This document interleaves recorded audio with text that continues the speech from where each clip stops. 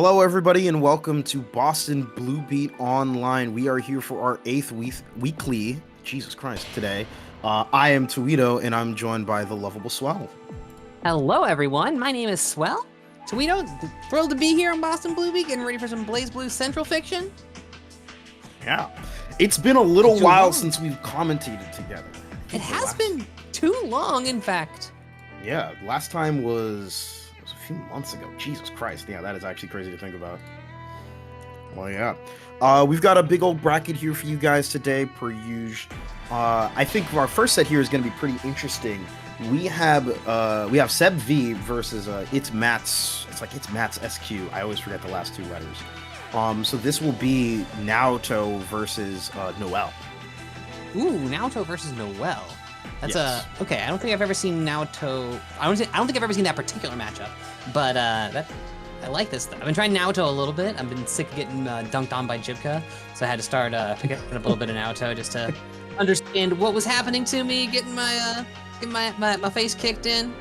So interesting to see what we got coming up there. From is that Seb on Naoto, or who's on the Naoto? Matt is on the Naoto, and Seb is on the Noel. Okay. Yeah. Got it. So that should be pretty interesting. Funny that you say that. I've also been learning Naoto for like a few months now. Not because I was getting my butt kicked by Naotos, though that happens. I do want to pick up that character. That character is cranked for a variety of reasons. But the players are all good to go with our dramatic openers and so on and so forth. We can get right into it. But let's see. Seb, Did we already cover the match at Reno? Yeah. So okay, cool. With regards to like some of the matchup dynamics, like I guess the funniest thing you'll probably end up seeing is like the difference in like pressure sequences between characters, where like Naoto is like the Swiss Army knife of offense, right? Like staggers everywhere, dash cancels, he resets pressure, then you get thrown, then you get hit by an overhead, and you're like, Jesus Christ. So on and so forth. While Noel has comparatively reserved pressure, right? Like one of the big things. Wait, hold on a second. I swear to God, I hate. Okay, comparatively minimalistic pressure, where you usually are seeing like 2A, 2B, 2A staggers, in order to keep her only around like not super minus, right? And just kind of those redash attempts there with like strike throw, and occasionally the drive comes into play. But that varies greatly depending on the Noel, and it's not always the best idea, but you know, things happen. Okay.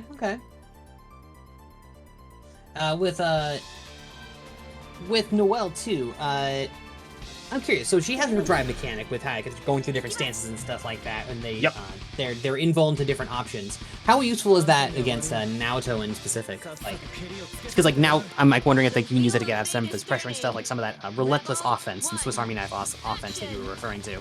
It varies, right? Like Noel's 4D loses the foot property move, sadly though, which is usually like kind of her main like meterless reversal option. So even Naoto 2A will simply check that option and get a counter hit. She does have options like 60, for example, which is more of like a hard read that will invuln through things. There's the 4D coming into play right there, actually, on the Kai. Ooh. It's a basic knockdown. 2-3-6C comes in again. In the corner, doing some work here. Solid damage, but the main question, as always, is what's the knockdown like? 2-2-C to check for the delay tech. Nice air-to-air. Ooh, active flow activated, and gets the throw as well. Oh, we're gonna kill here. I'm not gonna overdrive way too much. Whoa. Not funky. Trying to be a little show-offy, yeah. That's one of those like moves where if you RC early, they're stuck in that cool float state.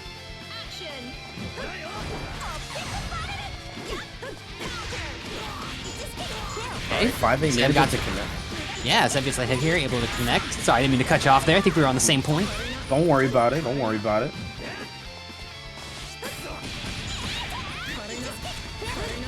Two-way connects, not a strict confirm here, and just a straight block sequence. Now Matt gets to start their pressure here. 6A connects. Let's see what the confirm looks like. Gonna be relatively standard, nothing special. Solid knockdown here. Throw whiffs on the backdash though. Oh, nice. I like that following button there to catch the dash again. Yeah, the enhanced One of the enhanced enhanced Rekka and all that, yeah. Yeah, I saw the, whatever the after image was there. All happened so quick. Oh, Oh, no. whoa. That's the 4D on the EA right there. Great OD on the overhead. Yeah, using the overdrive's invuln frames on the activation to get out of the mix situation and make the overhead whiff, opening up the punish opportunity for themselves. Very nice Super enough from good there. Seb. And that's definitely a harder read right there with the EA, for example, by going for the 4D, because almost every single EA in the game is body property. So that will call out that option. It is risky though, because, you know, for example, if Seb simply just did like maybe 2A or kind of like try to back up for a moment, that would have been like 4D is not really the greatest on block. You know, you do get your drive sequences afterwards, but generally it's your opponent's turn afterwards. Nice, okay. Trying to find a way in here. Both people taking their time here. Neither side overcommitting too much. Ooh, anti-air 2A, okay, sure. Why stay? And there's the 4D. I think the use of 4D right now is interesting because most of Naoto's like ability gap closers from range typically are body property. That's like the Rekka and the Kaid. So we've been seeing Seb use it like preemptively here and there. Jeez, 60 ends up coming in. Oh, enhanced EP, okay. There's the overhead. Overhead connects again. Rekka with the enhanced EP, catches up with the follow-up. Let's go. Next hit will definitely kill. 2A mash ends up being successful. Oh no, looks like that was a drop there. And unable to RC on time in order to get the finisher right there for that. That DPRC could have led to death in that situation. Seb with another 4D. I'm telling you, these are like risky. Okay, hold on. OD, you want to kill, don't you? Can we kill? Double super off Can she this? kill? Is a double super enough damage? No. Oh no! What's the? Dang, I'm forgetting the double super sequence from Noelle now. Oh my god. I can't believe this, Toledo. First match of the day, and we're already having gaps in knowledge come out. I don't know what to tell you. Ends pressure on 2-3-60 to maintain safety there. Goes in and manages to find another hit. Oh, Tuxedo Mask in chat. What up? What up? Nice. Just the dash up 5A after the 2-2C in order to check that from the mat. Yeah, that looked like almost like a whiffed button there, but I'm guessing that was the 2-2C. Enhanced DP cutting through the drive moves from Noelle there. All right, Phantom Pain connects. Doesn't get. Oh no, they didn't get the right follow up. That was not meant to be a jump cancel. I'll tell you that right now. They probably wanted to do micro dash 2C Phantom Pain to switch sides, and it ended up coming out as super jump JA. In the round 3 here in game 2. A couple of trades, no solid hits quite yet. Charge drive does connect. That's Rekka into Cade after it. Yeah, but just a little too high for that confirm. Had to delay the kite a little bit in order for Noelle to, you know, get low enough for the rest of the confirm to work out, but still manages to get their knockdown after all. 6A is blocked. DPRC, okay. All right. 2C was blocked, so it's guard cancel OD. Goes for the 2-1-4A, which connects. Oh, let's go. Get this combo going here. All in the corner. Got active flow as well, so if able to keep the pressure going here, might be able to turn this around. Okay, active flow is now expired. Well, now it's on We're live on mat. Yeah, seriously. So let's see what we get. 2-3-6 under, trying to go for the overhead, going to burst right here. Seb was definitely dead off of that confirm. Just has to play the 100%. neutral really calmly here. Not much life left, and the air tag. You love to see it. Enhanced Rekka there, tries to get in with it. RC's afterwards, able to find the opening. Had a little bit of the flinchies from Sev there. Yeah. If the first hit doesn't succeed, try again right there. Now let's see what we get coming in next. We've seen a pretty interesting dynamic where like Matt has positioned themselves as the aggressor most of the time, but Sev's reactive play has been really favorable for them. So I'm curious to see if Matt will try to call out things a little bit harder or try to bait some of those preemptive actions from Seb. See how it plays out here. Going into the last game of the first session of the day. Always nice to see. Ooh, good IDs there for that whole pressure. Nice. Enhanced Rekka connects, can't follow up with that. 4D on the 5, I believe that was 5C right there. This is pretty solid damage, actually. 3.2, yeah, I was about to say, Yeah, 3.2k outside the corner in the mid screen. Doesn't get a whole lot of corner carry out of it though, but still. Yeah, Noelle's not really known for her damage, but I'd say off of that starter, that is perfectly reasonable. Air throw gets teched once again. Nice. Try to get tricky with the 4D and the JD. Makes an attempt there with the RC, doesn't get anything out of it. The guard cancel overdrive. Oh, the RC after the DP and came down with the falling. I think that was JB. Able to turn into a confirm there, but the pressure kind of got out of their hands afterwards. Matt, though, now able to get control of the situation here. This is good like use of this opening. I just lied. That was going to be like 5K if that wasn't the, if they didn't get the 6C there. That was meant to be Microdef's 5C, but Matt manages to get the confirm right there and taking the round, putting themselves at set point. One more round to go here from Matt. Seb was able to draw first blood, but Seb now on the back foot. See what they can do to get back in this. Ooh. Oh yeah, and that projectile just appears on that spot, right? It doesn't like travel to it. It's a pure hitbox there. Naoto can, in theory, like sway if he feels like it, and it's not really going to be super huge risk since there's still decent recovery on it. But so far, Matt's just content with blocking it, and frankly, it hasn't led to a disastrous situation for him. Enhanced Rekka has the life lead too right now too, so the pressure is on Seb to have to get in here. Yeah, and you can tell Matt's now taking a bit more of a passive approach, but suddenly Seb managing to find a throw in this situation here. And gets, okay, blocking. Overdrive comes out, gets thrown for the trouble, able to get the pickup off of the throw. That throw there is a dangerous option, but it ends up paying off for them quite well. 0.7k, nice, don't beat her either. Tick throw. Not gonna be able to kill off of this actually. Unless, okay, there was a drop.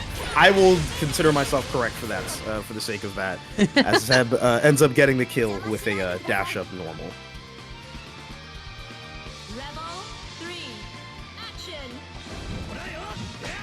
That point for both players here in the first round. You do not want to go to losers off rip in this tournament, so definitely want to fight in order to just keep yourself in winners and give yourself some more time and breathing room here. Nice. Hands DP, able to catch afterwards. Tries to go for the tick throw, gets teched, however. I haven't seen a TRM setup from either player quite yet. Might come into play kind of on the last minute as a 11th hour mix-up. 6A is blocked again, but the 2D counter hits. I'm not sure what Seb was mashing there. Oh, you just got constant. That is a tragic whiff on the counter assault. Oh my god, he canceled into the sway over there in order to avoid the follow-ups, but the follow-up from Seb ends up connecting here. This is a big change of events, but Seb doesn't have a lot of meter or other resources to work with right now. Ooh, okay, gets run to the other side there. Kippa the Phantom Pain, though, that's gonna do it. Matt's gonna take the first session on stream for the day. 2-1. Nicely done to Matt. I think I can empathize with Naoto's breath of relief right there. Definitely could have been a tougher ending right there if Seb managed to get started, but thankfully for Matt, he ends up cutting that short rather quickly. Yes. And thank you for joining us here on BostonBlueBeat for some BlazBlue Central Section. My name is Swell, here with Towedo. We also got a Matcherino that you can donate to. Oh, yeah. Hit !Matcherino, and then you can give the players money for free. Yes, actually, literally for free. We have 44 codes left in the chat, guys. I'm going to open up my Matcherino myself. Let me hit that claim code. And in literally 20 seconds, there is now only 43 codes left. It's that easy, folks. It truly is. So, easy make sure to hit that. You can get in with your Twitter. You can get in with your Discord. All sorts of stuff. Yeah, there's literally a bajillion ways to sign in for it, so believe me, it is not a problem whatsoever. Oh, hell yeah. We already cashed out a bunch of those codes. That's what I like to see. Let's go. Oh, yeah, we're already seeing some more come out. That's nice. Thank you, chat. Always appreciate that. You can always contribute directly as well if you would like to throw in some dollars, just to, throw in something. Maybe you got some prize pool money that you had from a previous tournament that you were in. You want to throw the way towards this tournament. The players, of course, would appreciate it. But, as you will. All right. Who do we got coming up next? If I'm reading this correctly, I swear to God, everybody comes in with joke names. This will be. Hold on. Let me double check the bracket because this is Strongman 7 versus RealLifeMicBoy. Yes, for whatever reason, RealLifeMicBoy has chosen the Steam name of Le Bubu. Le Bubu? Le Bubu. Oh yeah, your French is better than mine. Jesus. No, trust me, I don't speak any French. It's all good. All right, so I have no idea who either of these players play, but if this is gonna be S Azriel, this should be rather interesting. The last time, okay, so I talked to the big Azriel players before, on this because for reasons I'm not gonna get into it at the moment. That's for after set maybe. Sure. This matchup is actually like pretty damn good for Azriel. Okay. Which would be somewhat surprising, but Azriel's like buttons as well as like ability to use Growler in a lot of situations is like very helpful for him here. Yeah, Growler seems pretty strong in this. Yeah, Growler, of course, being that projectile counter that Azriel has, or projectile counter play option, rather. Yeah, it's like a guard point, then he becomes fully invulnerable. Yeah. Let's counter literally cannot punish it as well. Yeah, if he absorbs anything, he's fully invulnerable through the entire duration. Yeah, and it shuts out some of S's options, and then, like you said, the buttons as well. Yeah. Nice. So we'll see how this kind of plays out. So far, 2 weak points apply. This is a very good situation for Azriel. Pops one on the 5D here. Could be a second weak point. Oh, okay. Opts to pop that second one as well. Gonna apply the upper weak point, but BlazBlue ends up out of... I mean, RealLifeMicBoy ends up out of the corner. God, this is gonna mess me up so badly. Damn, Boo! You in the corner! You're dead. You're dead. Jesus. Azriel Valiant combos, like, for having played this game for years, are still just as violent as the first day. Yes. All right. Send it to the wall. Gonna get a nice combo taken out of it. Oh, okay. Hold up. Got the blue beat there with the 2A. Yeah, there's that Growler. Yep. Absorbs it and also gives a projectile, a pretty good projectile as well, into the hands of Azriel. It is somewhat similar to, for example, Spark Bolt from Tager in that it blows up a lot of projectiles. Doesn't lead to like an insane combo, but it's a very good projectile. Good hits here so far. Not going to be able to convert this into a kill, but next hit certainly will. 6A is the DP! Okay. I think that was like 2A, 6A. I don't know if that was meant to be like a hit stop or something or a hard call out, but that was cool. Nicely done. Nicely done. First game. Going to the Az. Dude, now that I think about it, I think Azriel can hit stop OS SDP because his backdash is like really big. I forget if his normals work out for that. For those unfamiliar, the hit stop OS I'm referring to is like you meaty someone's like tech, and then you input a you blink another button basically so that if you make contact like on block or on hit, you gatling into another button. And then if you don't, you finesse like a backdash input in there. So if like your 5A whiffs, you backdash. There's like an old guide on YouTube that's still like. Oh, I see. Yeah. If they're okay, I see what you're saying there with how to get it conceptually. I'm not the exact mechanics of it. I'm fuzzy on, but I see what you're saying. Yeah. You'll see it more.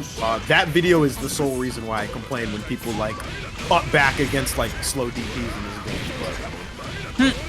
Right now, we're not seeing any reversal here. We're just seeing pure violence right now. And these two have pretty far-reaching DPs as well. Yeah. Azriel's does get low-profiled. S's is the more somewhat egregious one because it's slow, but the hitbox is massive.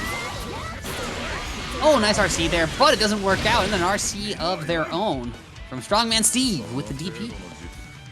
Yeah, speaking of DPs.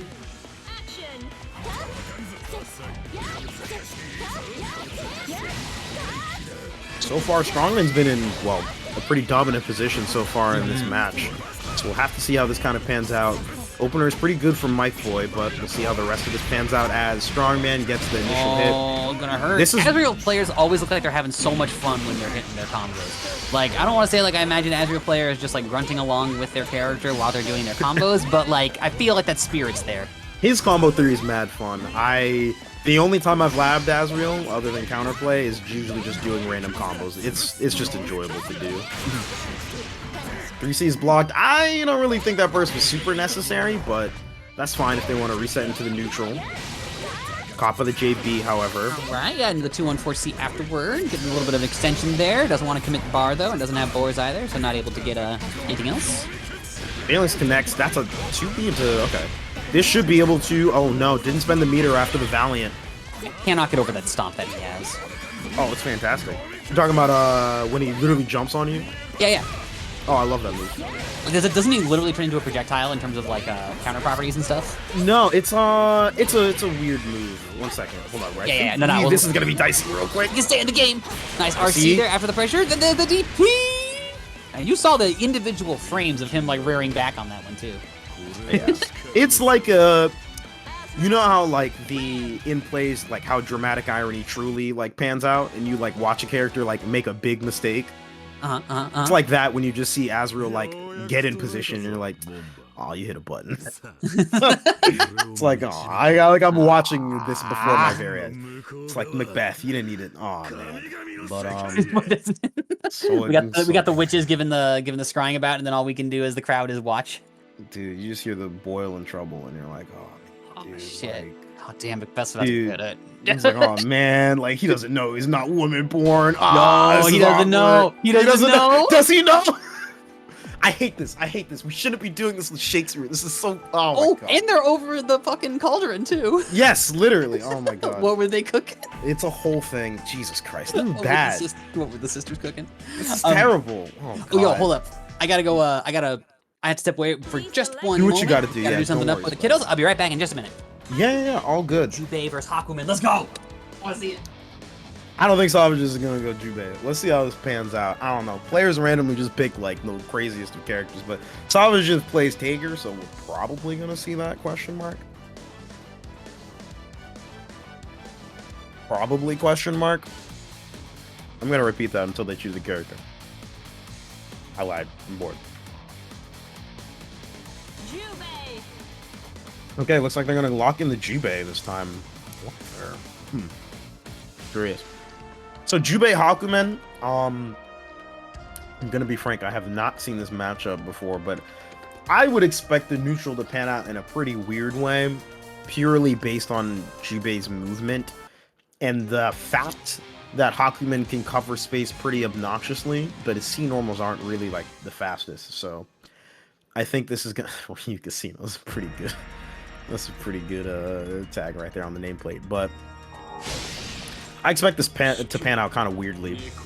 And a lot of this is going to be defined based on how Ryukasim decides to cover space and neutral and how Sauvagess navigates around it. Okay, back around. Welcome back. Match is started here. All right, let's go. Oh, we got Sauvagess versus Ryukasim? Okay. Yes.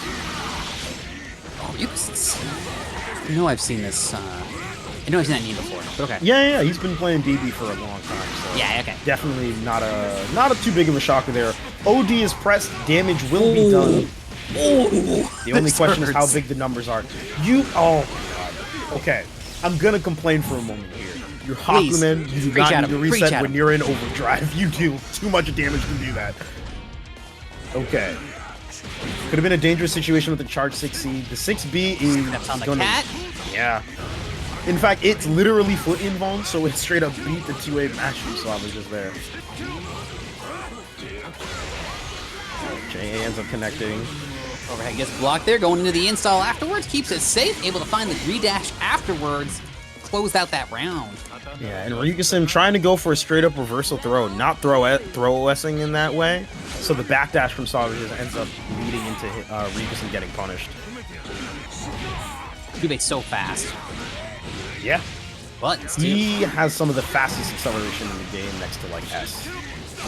I think technically top speed is between, like, maybe Tsubaki, though, technically. I forget. There's a chart on Dust Loop in, like, an obscure corner. And then, like, the combined with, I want to say, Jubei's 2B? Oh, yes. His 2B is the really annoying poke because it's +2, and it's a low. Okay, purple throws. This is what we're doing today. Unfortunately, you tried to use Projectile Oki against Hakumen, and that is a free 2D into a special cancel. Oh, this hurts. Oh, the purple throw. Is that dead? No, close to dead. Very close to dead. Maybe if they popped OD or something, but I don't think that's a situation anybody would have labbed out. 2-1 for A ends up getting dashed through right there. Sauvagess tries to engage, but 2C ends up covering it. Yeah, install cut through, but Ryuka-Sim was ready for it though, dodged it on the way through. Got there with that 2C afterwards, like he called. Risky JD from Ryuka-Sim gets punished on the landing recovery. Same side, gets the throw. Should be a good corner carry off of this. Oh my god. There's the purple. The right back at you, purple throw. Gotta let him know. You see, the problem is that Sauvagess has instigated the purple throw, so they're just continuing to cause problems. Oh, that was Sauvagess that did the purple throw first? I thought that was Ryuka. They were the first one. Oh, okay. You're good. Don't worry about it. This should lead into super and death here. Yeah, that's gotta kill. Please gotta kill? Please gotta kill. Oh, it definitely kills, yeah.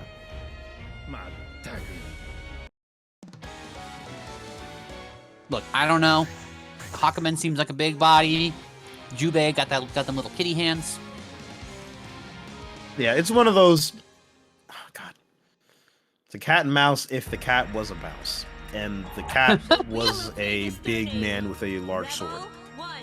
It almost sounds like Tom and Jerry. It's like an Elseworlds Tom and Jerry. Yeah, pretty much. Yeah. Oh, cat gets stepped on. Tails in the hallway. Gotta be careful.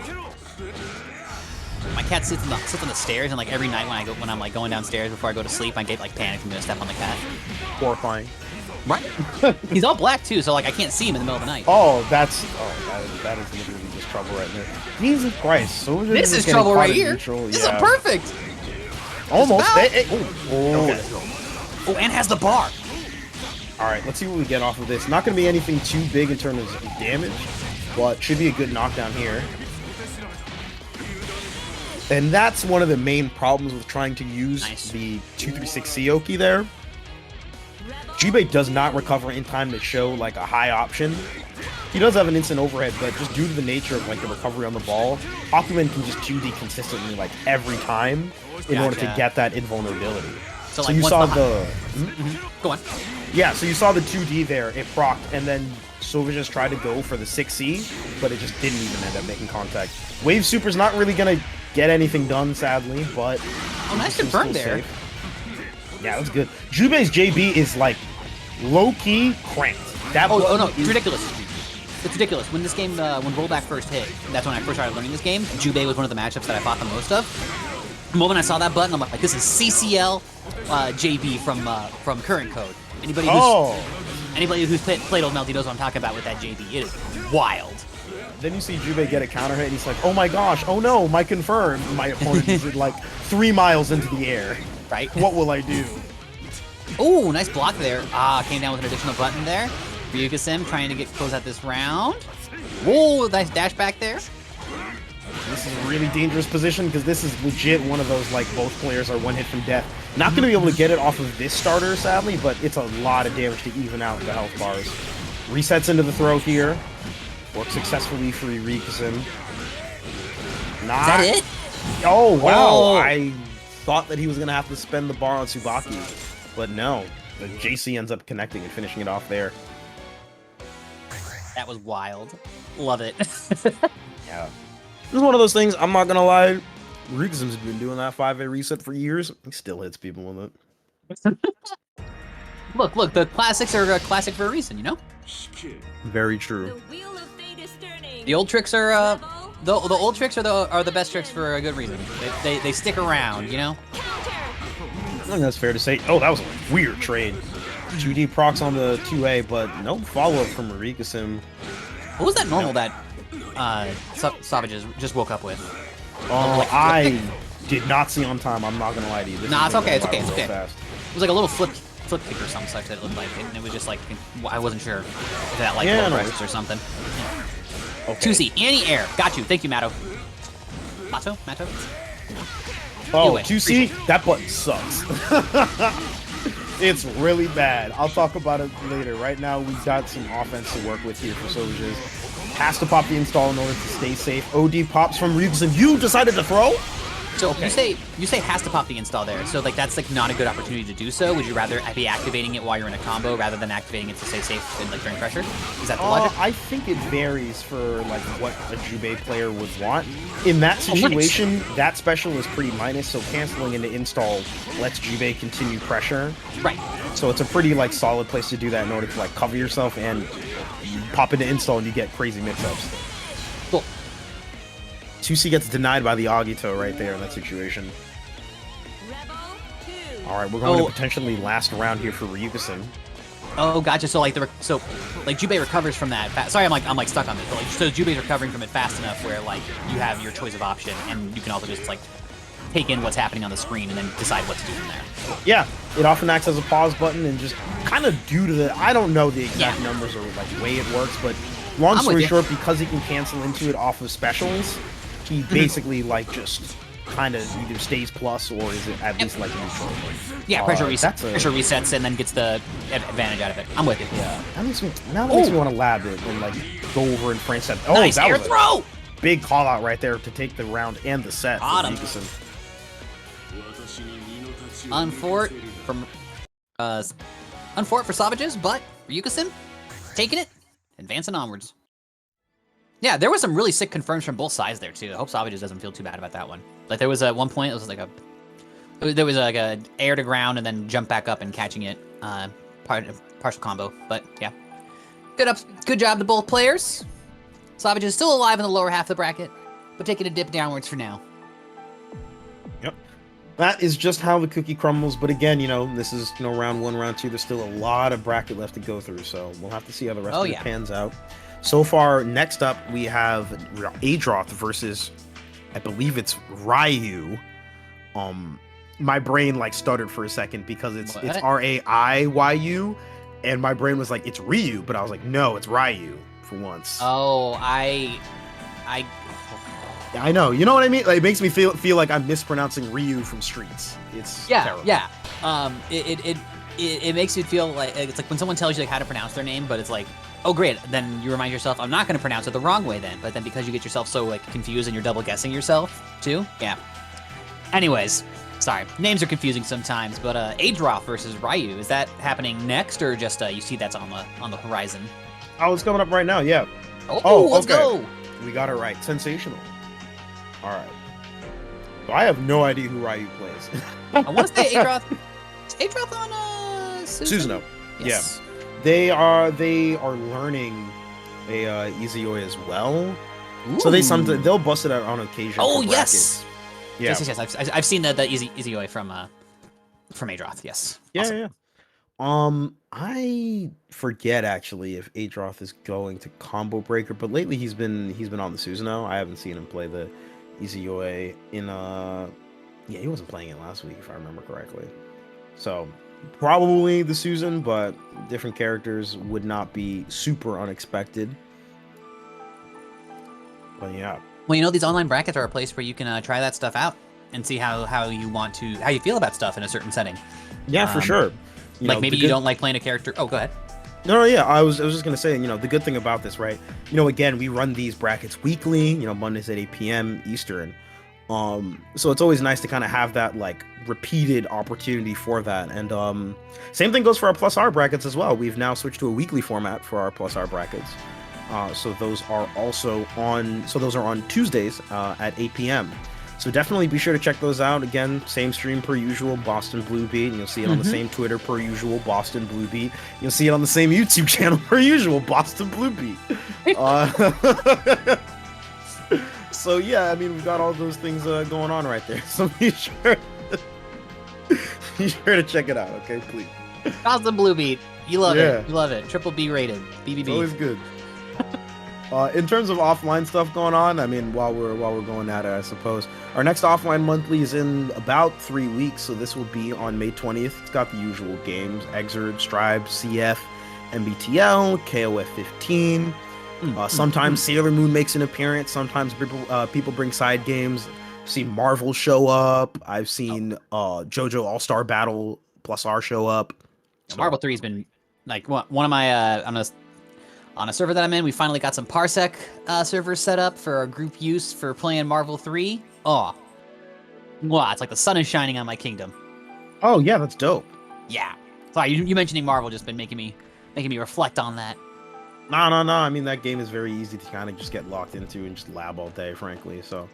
Yeah, I was literally like practicing. Like I've been playing it for so long now that I'm on like weird like I have a Iron Fist now, and like it's just like playing like weird shit just to like keep my brain occupied and stuff.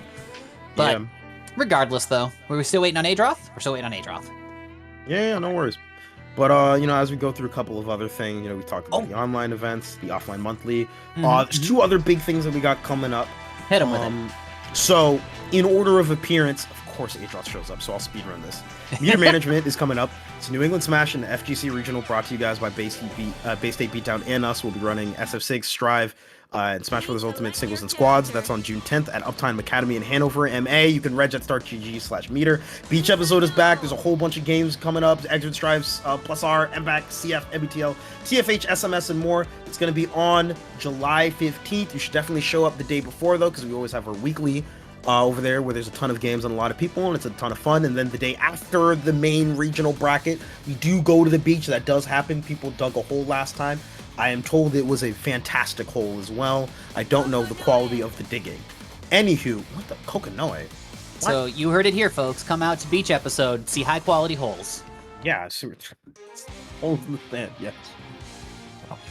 We got into the action here. We got Adroth and Raiyu going to be going at it here. Okay, so this will be the Kokonoi versus Susanoo.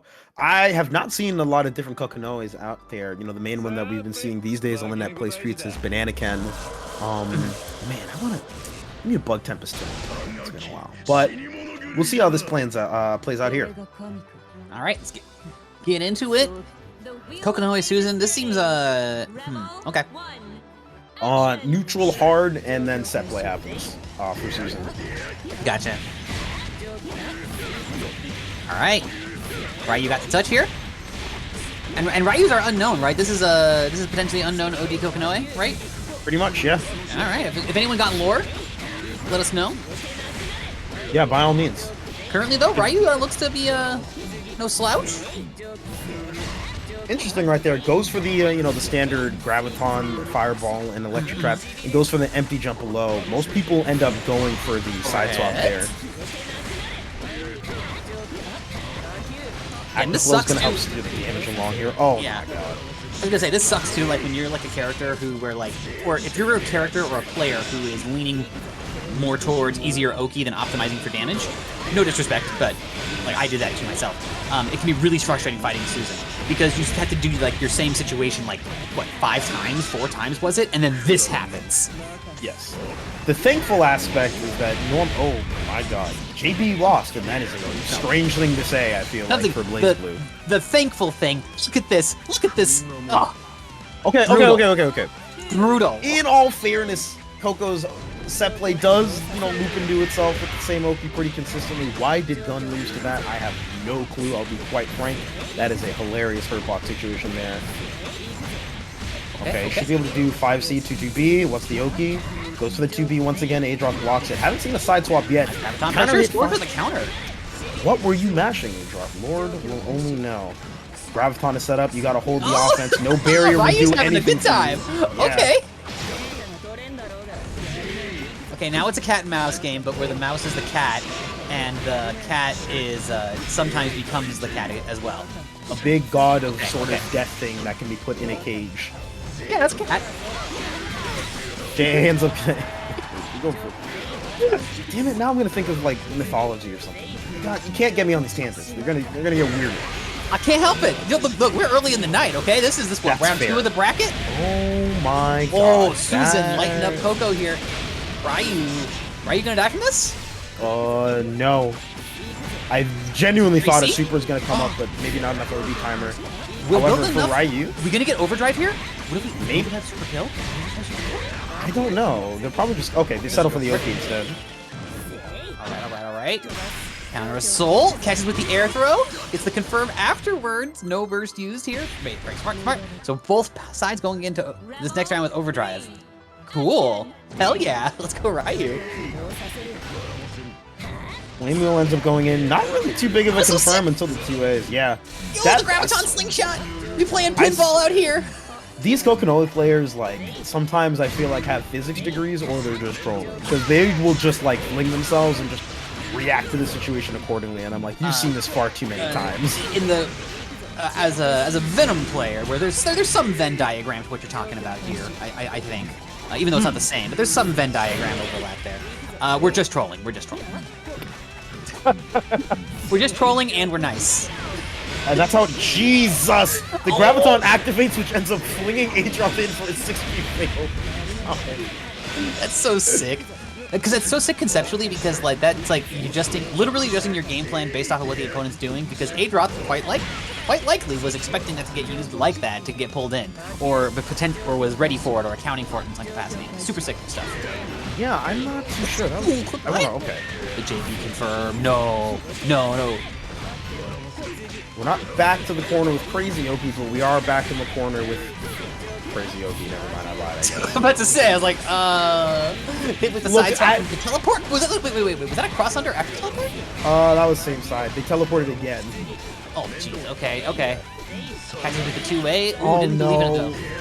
Yeah, Raiyu was looking for the burst, but it was not yet. Oh, you're dead for this. Damn. So, I think Raiyu went for. Yeah. I think Raiyu either didn't believe in the hit or thought a burst was coming out, so they jump canceled there. But they actually did have the hit, and had they confirmed, that would have been the round for them. Damn. That's one of those rough things. And Adroth, no slouch here. I gotta know. We gotta know more about this Raiyu. One of the nice things about rollback, we got all these new players popping up. Yeah, no sweat either. You know, gotta remember this is still winner's side. Yeah. Oh yeah, this is hardly over. I'm just getting into it.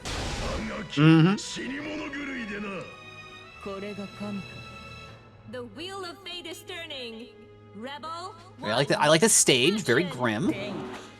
Oh yeah, this is Boundary, one of the variations. One of the variations of Boundary. Okay. Yeah, it's like Boundary, Shale, and I forget the names. I don't know. Don't worry about it. Oh, gotta worry about getting hit by this J. Is that J2C or just JC? J2C. JC usually seen combos, or if she gets like a really stupid counter hit. I swear to God, Coco's counter hit stun is really big. She gets a lot of time to confirm off of them. Ooh, nice RC off the J2C there. Gonna get this whole sequence afterwards. What's Oki gonna be? Tries to side swap, but no electric trap in order to make it a bit safer for them. Adroth simply mashes and then ends up being successful. That's a lot of good seals to have available. Mashing the 2A, if you're a character who can do that against teleporters who do teleport without coverage, is a classic in many games. This won't kill. Nah. No. Okay, nice RC. Gets enough bar. Has a bar. Wow, a lot of bar spent really quickly, but almost dead, so gotta do it. Nice, goes for the throw there, but techs out. Yeah, just a little too soon on the throw there. Yeah, so it ended up being purple. With Wheel, probably. Yeah. That's the big thing. Wheel really does let him squeeze out the damage there for the staircase. Going into potentially the last round of the set right here for Adroth. IAD JC ends up connecting despite the Graviton pulling him back. JC connects one of Adroth's few lows available to him as Susanoo. This is a lot of good seals available. We haven't seen a round start off like this for Adroth, I'll be honest. Yeah, it's all been like... Okay, this is just going to be standard EA. But yeah, each of them has usually been like, Raiyu gets an early advantage, or, you know, there's a couple of like neutral interactions. It's not usually like, oh wow, I got the first hit and I am playing the video game. That's bad. By the way, that's bad. Sword super. There it is. Boom. No muss, no fuss. Keeping it clean. Yeah. Weaving away the competition right there as Raiyu is sent so down. much different from game one. That was way different. Game one was like, I feel like twice the time as that second game. You know? Yeah, like sometimes like I feel like that's what happens a lot of the time versus strong set play characters, where you get a lot of chances to play against them, because the damage wasn't, correct me if I'm wrong here, but Coco could have squeezed a lot more damage out of a lot of those routes, right? It depends. Like some of the hits weren't like super big. You know, stuff like the J2C can lead into pretty good damage, like here and there. Okay. Just makes me wonder if like a little bit more damage here and there would have been the difference, because it just came down to like the last situation, like both times for Raiyu, and then Adroth like was able to run wild once they were like, okay, this is how their neutral works. Yeah. Honestly, to me, I feel Battler fan like... in the house. Let's go. Honestly, I feel like, funny enough, one of my friends started reading that. one of the things I think that was interesting about the last set was that I feel like Raiyu could have gone for some of the stronger like mix-up options off the Oki. We never really saw the like much of the classic like 2-2B teleport mix-ups. That's a straight up 50-50. Like you gotta guess like on that one just due to how fast it is, and we didn't really see that very often.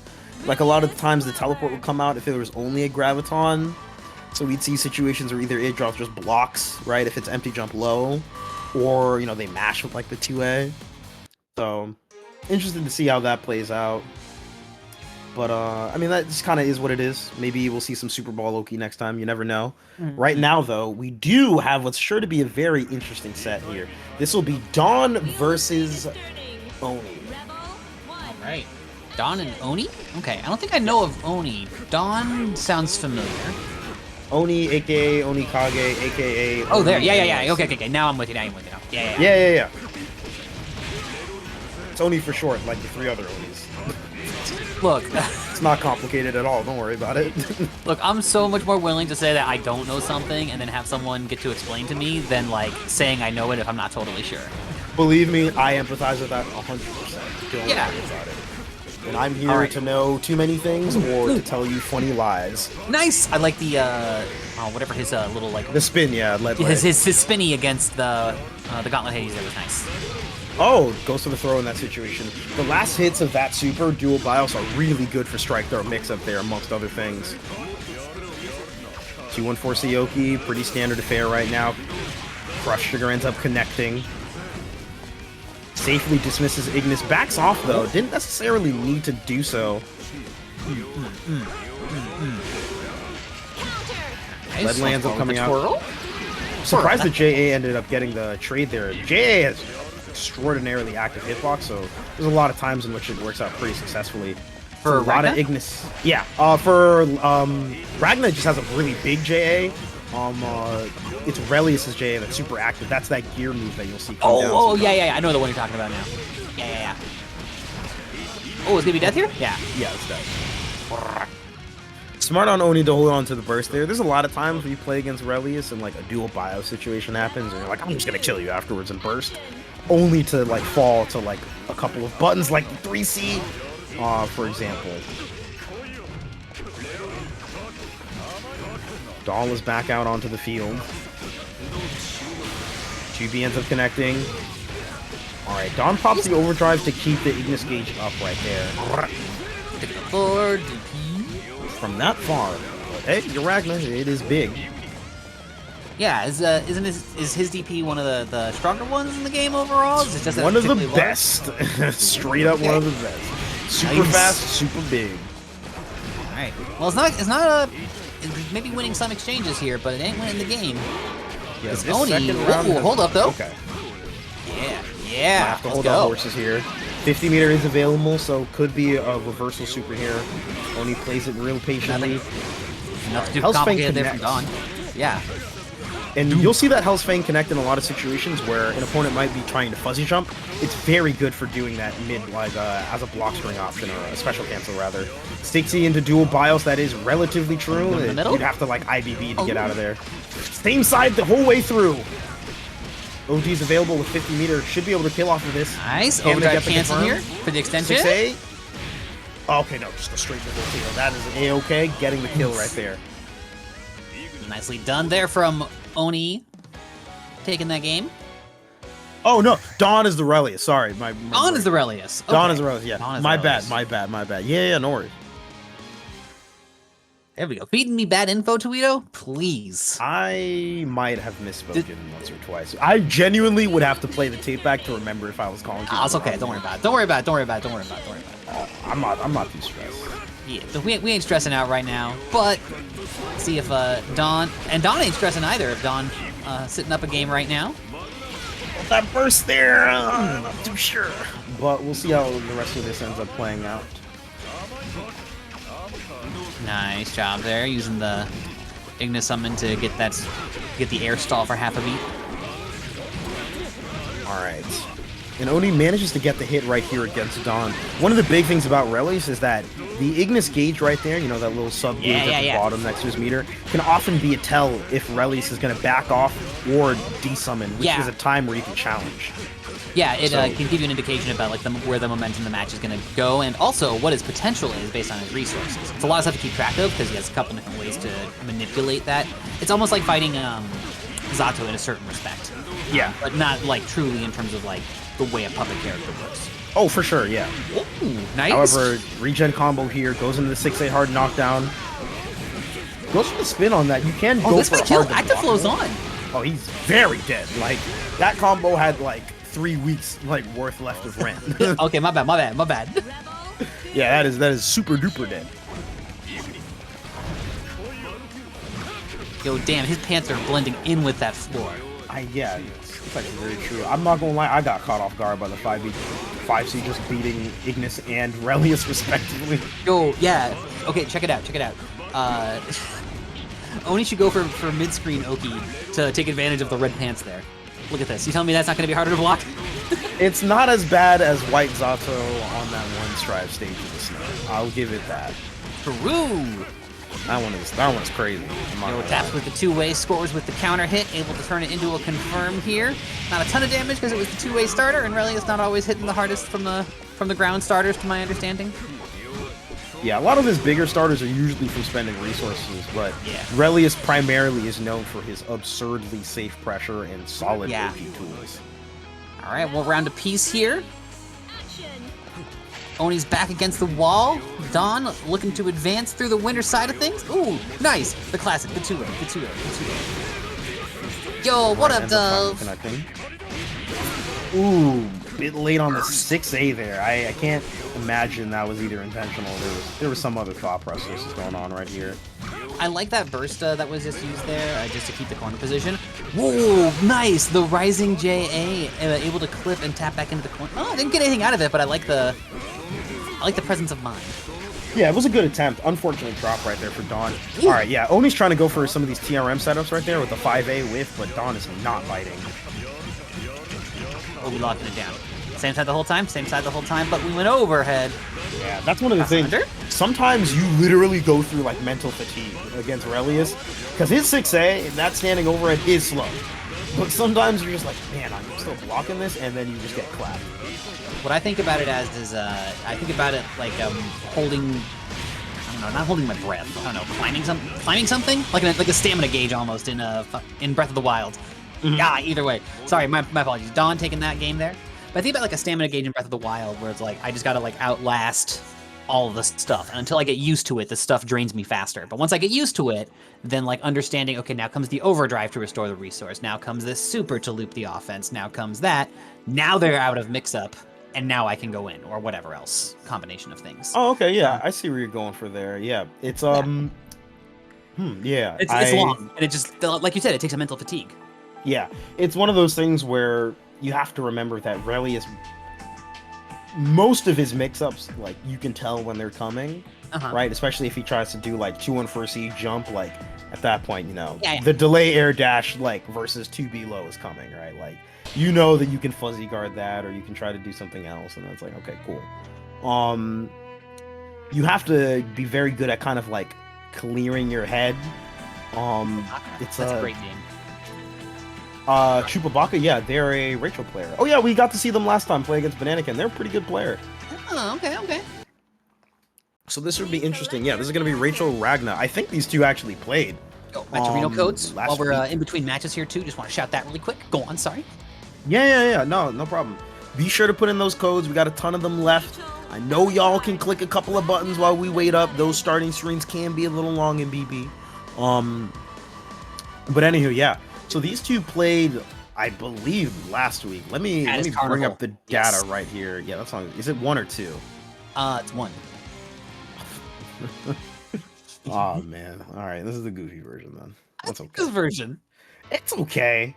It's got the ska guitar. Well, this is why it's like the old world lobby themes, right? Like it's all Cadus Carnival 1, which is good for that. But when you're trying to beat the it is. If you go into the world lobby, Cadus? Did you say Cadus? I used to say Cadus. I thought it was Cadus. I don't. Caddis makes sense for the spelling, but I don't know. I've always called it Cadis. Hey, sure. Hey, I ain't getting pressure right now. That's all good. Either way, it's a carnival of sorts. Yes, indeed. The La Chupabaka on the Lily-looking Rachel. Lily coming Tekken 8. My fave, gotta shout that out really quick. Yeah, Play Guy on the Ragna. Yo, this is some hot topic ass Ragna. Look at this. Definitely a sleeping with the Sirens fan. And yeah, I did double check. Yeah, Play Guy did beat Chupabaka last time in losers. Oh, this is a run back from last week. Yes. Ooh. All right. Well, right now, La Chupabaka holding it down here. Spitz gets that win back from that. Oh, what's the name of that super again? That overdrive? Tempest Dahlia. Tempest Dahlia, that's it, yes. Elegant name, I'd say. It is. That super is very cheap for many reasons. Oh yeah. It's been every time it's explained to me, I feel like I discover something. I realize something new. Yeah, it is a ton. Anywho, Play Guy just opting to sprint, trying to really get his 40-meter dash. The NFL Combine was some time ago, but hey, if you want to show off, show off. All right, you can be able to go with a quiet kill here, but oh Jesus Christ, we are throwing on Wake Up like it's Guilty Gear or Street Fighter or I guess any other game of throw. BB does not get punished, shockingly. Chupabaka missing the 6D plus 6C, the wind with 6C there, leading Play Guy to snipe that round out after what could have been a death situation for him, basically. All right. Sorry, thanks for holding that there. Having to figure out some logistics here in the homestead. Yeah, no worries. I mean, it's Rachel zoning, baby. You know how it is. Oh yeah, we're gonna be here for a while. There's Lobelli is getting tossed out. She's having a blast. George the 13 comes out to party. Like, you know what it is. Play Guy ends up with the Nightmare Edge. Yeah, not going to go for the follow-up. Wants to keep Rachel close. But backdash wind is a thing. Yeah, that was so sick. So you considered airborne during the backdash, I guess? I forget the technical details, but basically, Rachel is still influenced by wind during her backdash. So you get the invuln from backdash, and then you go way far away before you're even, like, vulnerable. That's awesome. This character's so cracked. This character is busted. It is really crazy. Lightning Rod wasn't placed there, but the up back JC ends up connecting. Option. Yeah, beating out Play Guy's escape attempt there. Blood Scythe round start. Doesn't connect with anything, but Play Guy is at least safe. Oh, okay, Lightning Rod triggers. And 6-8, God, that tier is so good. How's the Lobelia? Nothing out of it, though. Pushing the corner here. Play Guy with the extension. Right, first solid hit of the round here so far, and it's in Play Guy's side. And you are not meeting, so the wake-up throws are indeed coming. If I'm Play Guy, I'm putting that in the back pocket, though, and I'm going to start shitting the game.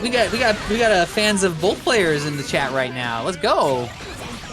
I mean, Play Guy's definitely been a long-standing, favorite amongst people. I mean, I forget when I first started seeing them playing, but they are a Midwest native, as I understand, so might end up actually seeing them in a Combo Breaker, now that I think about it. La Chupabaka, though, being the bit of the spoiler to the Midwest here. Mayhaps. Taking game one. All right. Play Guy in the Midwest. Which region in the Midwest? Like Chicago? I think they're in Illinois. I think. Huh, okay. Because if I remember correctly, they popped in for Roundhouse. I know they attended Frosty Faustings as well. That's what I want to say. I don't know. Some people may know better. Getting a couple hits in there with the 2D. And right now, one thing that I'm surprised we haven't seen from Play Guy as much, and I wonder if wind plays a part in it, we haven't seen a lot of, like, Hell's Fang to beat Fuzzy Jumps from Chupabaka. We've been seeing them constantly try to, like, escape in these situations. The Hell's Fang is very good at, like, sniping that out from players. Okay, this is going to be the enhanced version with the wind, but, okay, doesn't lead into too much here. Scramble situations here, but Chupabaka manages to stabilize. It's so scary. For zoning, she has so many options. Like, even once, like, you think, like, okay, now I'm close to her, or, like, I don't have to deal with the zoning anymore. And then she's so scary up close, too. This pressure. It's absurd. He's a zoner that gets rewarded from going in with 50-50s. I want you to think about that. The RC, though. Let's go, Play Guy. That should have been another RC. What could have been a frustrating round. Still ends up going in Play Guy's favor. However, going to go into round 2 on game 2. Ragnar, Rebel 2, action. Man, yeah, Play Guy just keeps sending it with Blood Scythe right there on round start. Good air-to-air from Chupabaka to recognize that. And I like the Lobelia usage right there. Typically, Rachel players will use George to cover the ground and then throw a high Lobelia to beat, like, super jump attempts there. You know, Chupabaka holding firm, despite the first one missing, just went for the second and kept Play Guy out in that situation. Alright, will we see a wake-up throw connect again? Okay, it gets teched. And there's the chair. That's a 2C from Rachel, right? Yeah. Okay, cool. Yeah, I'm double checking for my own sake too. Oh, with a rising option there, literally driving against the wall. Oh, that sucks too, because you jump the George to not have to hold the George, but then George is walking towards you from the back. Yeah, because he cracks. Yeah. I wonder, I don't know, so most of the time, right, matchups can change very greatly depending on how players take care of George. Usually it's like, okay, is your sweep relatively safe and doesn't have enough base damage to kill George immediately? George has, what, like 900 health? Something that's, like, weirdly high. So, like, for example, Naoto, like, has an easier time dealing with George because he just clicks 3C and George is gone. You know, stuff like that is, like, very important for, like, dealing with Rachel's zoning, or at least, like, decreasing some of her options. Oh!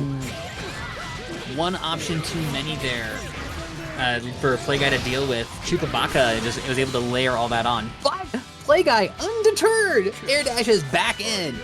Clips La Chupabaka, taking it. Sick. Let's go.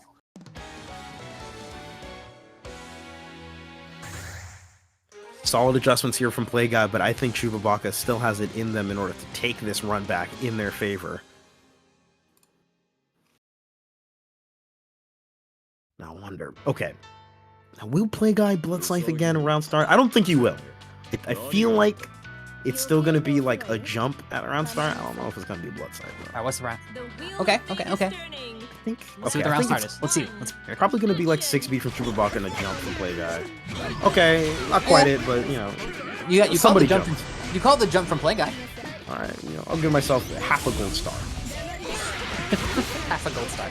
Actually, no. Does half a gold star become a silver star, or what's the exchange rate here?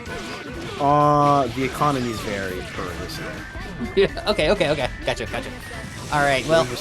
Yeah, there's that same double Lobelia in that situation. Interesting.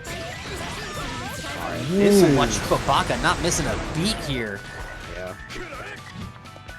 And look at them just standing there, just waiting for Play Guy to approach. All right. There's the 3C to kill the George. Brutal.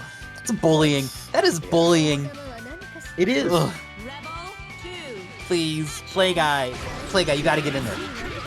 Yes. Play Guy able to start off being in there. Oh, yo, Ragnar's flames look.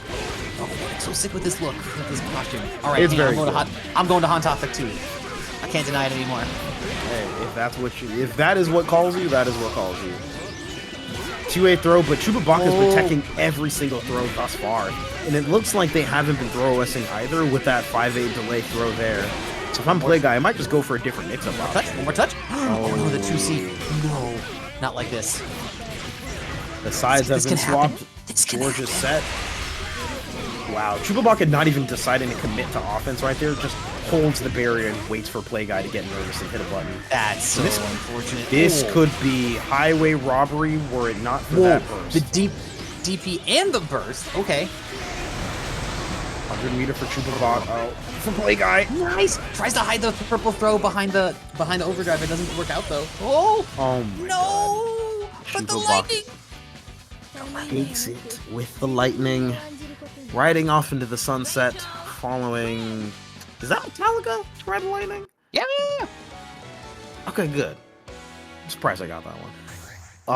Yeah, that's one of those tragic things. Lightning is very tough to deal with because you want to instantly make a move against Rachel. So you want to maybe jump or what have you, and then you immediately get sniped by the lightning because you either were not inputting back to block, or maybe you got caught up in like jump startup, or you tried to micro dash, try to dash block, and then you got caught on a 6 input. So lightning can be very tough, because then if you sit still, sometimes Rachel just wins over and says, oh, hey, what's up? Let me run my 50-50 real quick. Thanks. Yeah, or like if you sit still and for half a moment, even if she doesn't just like wind over to you, she does something else which puts something in your way or gets into some other sort of advantageous position. Any number of ways in which she can ruin your holiday. Yeah, there's a ton of things that can like occur simply from her having George or like a lightning rod already on top of you. Now, that being said, we do have a couple more games coming in for you guys today here. Let me double check with the people upstairs. Oh, I do believe that we're going to have Dawn and Adroth come up. So we've seen these two play. Yeah, these two, I believe, have played like a pretty decent amount, like over kind of the rollback years. But we haven't seen Dawn as much in these brackets. So I don't think Adroth has had an opportunity to fight them, at least in like, within a bracket recently. We'll see how this pans out here between the two of them. That was literally what I was gonna say. That was crazy. Oh, sorry. That's not bad. That's good. That's good. That's great. Okay, great. Mine melts. What? We're in there. We're in there. Swell, you need to understand that if I were mad at you, I'm not gonna be an asshole about it on stream. Yeah, you. Wait, does that mean that you're gonna be an asshole to me off stream? No, you can't mess with my anxiety. Wait, no,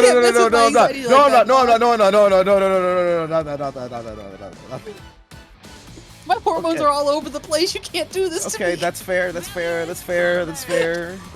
I understand. Okay.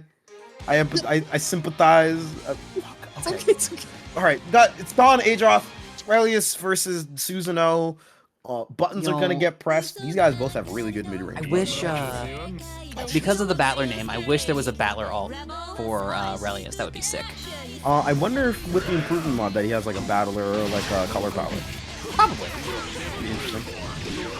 Anyways, we're getting into it right now. Both the players here with the dark purple, like looks whatever. Fuchsia? It's a fuchsia. I think it's fuchsia. I'll go with fuchsia. Yeah, I'll go with that. Okay. All right, into the action though. Whoa, that hit from that was such a good angle. It really was, and it didn't. It wasn't even an air hit either. So that's the part that's so. It was weird. It's all just weird. I'm not gonna lie. That was a little odd there, but Relius 2C is a normal. So. I like when fighting games have moments that feel occult in nature. It's fun. It's fun. It gives us little mysteries to pick apart, you know? I was not expecting that word usage, but like, I like it a lot oddly, so I'll roll with it. You know? Okay. Okay. Workshop that one. But I'm... Sorry. No, it's not bad. It's not... Look, dog, I've been getting like 3 hours of sleep a night in the past like 3 weeks, so... I see where you're coming from. Yeah. Getting loopy out here. Just like Ignis looping across the screen there, but Adroth able to pick it up. Gets the seal. Oh, crush trigger? Yeah, doesn't lead to any big follow-up though, but helps trigger that active flow a little bit earlier there. Oh yeah, just because the act of spending the bar combined with the crush trigger connecting gives you like a shitload of whatever the active flow points are, right? Yeah, it's what is it? I think it's just literally like active flow points or what they're called. You don't have some anime jargon for it. AFP. You see, now it's gonna sound more like a JRPG mechanic. That's gonna be a problem. Yeah, my AFP draw is enhanced. I'm not getting absorbed in this one. I'm going to look at Relius pressure. I'm going to look at a throw tech. Ignis gauge is super low, so it is Adroth's turn to pressure. Standard 5-8 to activate. It was relevant though. It was relevant. It was. That's the worst part about it. I have to go with it. Yeah. Swirl. Oh. Yo, the double. Nothing happens. They're just kind of in neutral. A split has occurred, but Susanoo is still pressuring you. That's not a bad thing. It's just funny that it was just such a neutral result. Yeah. Okay, counter assault. Give me some breathing room here. Oh, this is time is a factor. Oh, this sucks. Yo, this sucks for Dawn. Unforward. Oh no, I need you to understand. I have a perverse enjoyment of seeing characters with high neutral control get like timed out. I love that so much. Yeah, big fan. It is just the ultimate middle finger to their existence. because you're just like, all right, like you're a character with fantastic neutral and safe pressure, but what if I was the one that timed you out on the character that's not supposed to do that? How does that make you feel? No, you know, I feel this because I have an anti Morrigan team in Marvel that beats Morrigan, not beats Morrigan's zoning, but can counter a lot of her zoning options. And I feel like that whenever I see like Morrigan players who aren't used to fighting it get stuck, I'm just like, hey, finally, this is what we all feel like. We have gotten to non-interaction part 2. Solid pressure here so far. Adroth counter assaults out. I feel like if they waited just a hair longer, they'd probably catch a D summon from Dawn and be able to get away relatively free. Yo, oh, the overdrive activation! Attack level is too high. Dawn ends up getting able to block there. Dual Bounce does come out. Adroth did spend that second air action, probably tried to escape again, but caught by the claw of the wife. Hey, me and my wife saw you from across the bar. Wanted to beat the shit out of you. Straight up, yeah. We hated your vibe. The vibes were not quite right. See, Ignis is like the... what is it? Ignis is like the... No, I don't have a good metaphor for this. I'll workshop it, don't worry. Yeah, if I don't workshop it, it'll just be an out-of-pocket statement, and we don't need those. JA ends up coming in right there from Dawn. Yeah, there's a lot of delicacy with like threading the needle while still not like stumbling into anything, any thorny patches, so to speak. Yeah. It's an art. It's an art. It'd be like that. Hey, you're... I just think about your Twitter when you say that. What was that? What was that? No, we got it's Susanoo catches the roll with the 5A. Overdrive. First comes out from Dawn. Burst in the sky. Whoa. Okay, got the conversion here out of this. Let's go. Oh, wow. That was a really good convert, actually. Oh, weird hit. Okay. All right, dual bios hits meaty. Good For the white situation for Dawn here. Yeah, and look at the meter gain as well. They're going to have enough for a second dual bios real soon. In fact, yes, indeed. What if we just did it again? What if we just did it again? Oh, that was so many CJBs. I'll talk about meter in a moment and why that happens and why. Oh, is this dead? This guy's dead, right? You're probably dead. Yeah, this is like an RC and super. You're very dead. If you weren't dead, then you're dead. So you're dead. Goodbye. Oh, that spin looks so cool. The spin looks so cool. It is. It makes me think of Nappa because he has the mouth blast. Oh. Okay, that makes sense. I'm not really a DBZ person, but that okay, was cool. the most milquetoast. Oh. That was almost like, I guess. Alright, it should be a pretty good confirm here for Dawn. Gets the counter right there. Gonna lead to over 4K or... Oh, never mind. They just opt for the Oki there. Fair enough. Well, there's a reason for that, but this is not stream content. Yeah, not stream content. If I subscribe to my Twitter Blue or whatever the hell it is. Twitter, I can't. Don't. It'll be Don't. somewhat Please, colored by the end of the don't. month. God, right? Yeah. 6th ends up connecting here. Level 2 tackle available. That'll help for some of the mid-screen conversions. Checks with that 2A. Yo, that 2A from Susan looks pretty good. It has a solid reach. It's very slow, so usually you'll see like the 5A. Yeah, because Susan 2A is like 8 frames compared to the usual 2As, which are 7 frames. Yeah. So you'll usually see like Susan 5A come out because that button is massive, and it is like the greatest stop sign, like one of the best stop signs in this game. Super, like it's amazingly good for a high variety of reasons here. Right now, we're looking pretty even in terms of the rounds right now, with Dawn and Adroth here in winner semis, mind you. So this will determine who gets into winners finals here. Dawn is up a game. Okay. This is winners. This is for winners finals. For winners finals. Let's go. Okay. Good, relentless offense here. Keeping it up. Oh, able to catch the side swap there. Keeps the corner. Okay. They say hard knockdown, nothing too notable to talk about here. 214C, DPRC, so Adroth manages to at least get out of that corner. Ooh, throw break. Nicely done, Counter assault. Give me a little bit of space. Dismisses Ignis, but Dawn just sends her right back out there. Alright, this is going to be Ignis going away at least, so this should be Adroth's turn here, yes. Okay, gonna get overdrive back pretty soon though. But a counter assault, and Adroth's trying to go for the DP, really looking for something. All right, overdrive available for both sides here. First That was definitely supposed to be a counter assault from Adroth. That's why the 6B came out and Don did the spin. He wanted to bait out the counter assault there. 6D ends up connecting. This was I don't know based on the right? but yeah. Doesn't quite have the unlocks in order to make that kill. It is one touch from death, however. Very close for both sides here. Yeah, and it might not even be this might be two touches from Don here, actually. With Ignis gone, probably. Oh, irrelevant. There's only one touch that matters. My hand on your chest. Boom. Seriously. That's it. And that was an interesting interaction here. I think one thing that yeah, it's one. Dude, that was 2 games. It was 2 games. This is only 2 games. Let's go. We bringing it. I know, seriously. One thing that's been interesting to see here. I gotta play some BlazBlue tonight after this if I can. I'm going straight to bed. I won't lie to you. One thing that's been neat to see in this set, the more I like look at it, the more I realize that Adroth is having a really hard time opening up Don. Don has been at least able to tech consistently and get out of situations. I think one of the most obvious things to note is that they have not been punished for like a spin yet, like at all. The counter hit recovery on it is not as long as you would think in certain circumstances, but it does lose to throws. But it seems that Adroth hasn't yet found the timing in which Don wants to spin, so he hasn't been able to throw it yet. So Don's been able to escape pressure a lot of times, and Adroth's been having to like catch Don's movement in neutral instead of just getting that hit from pressure necessarily. Which I think is part of the reason why, like, this set has kind of gone on super long. There hasn't really been like either player opening up the other like very quickly.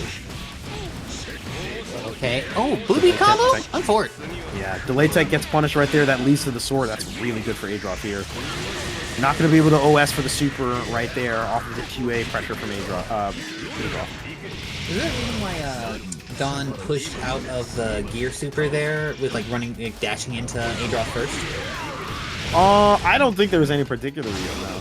Okay, I'm sorry, I didn't know if there was maybe like, oh yeah, Relius gets XYZ if you do that, or oh whatever, corner carry. Nah, you're good. This game has weird interactions. There's like a lot of edge cases. Oh yeah, yes. So, swatted out of the air. Nice. J2G ends up connecting here. I mean, this. Say what you will, this is probably about to be dual bios right now. And here we are. Will you be able to deal with the mix? No! 6A ends up beating Adroth up. And Don did not need to go for OD there. I genuinely think that Ignis would have been able to just finish off with the raw super itself. And even if Adroth bursted, you're back to neutral, which is A-okay for Relius. And one more round here for Don to punch their ticket into winners finals. Oh, that's rough. That is rough for Adroth. Getting your burst baited like that is never fun for anybody. And Relius definitely has an easier time doing it off of that counter hit 2C.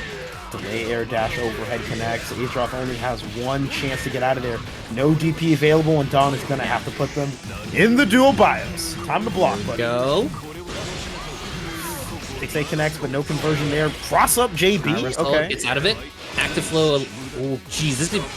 That flow was even needed. All they needed was 1 2C, and that does it.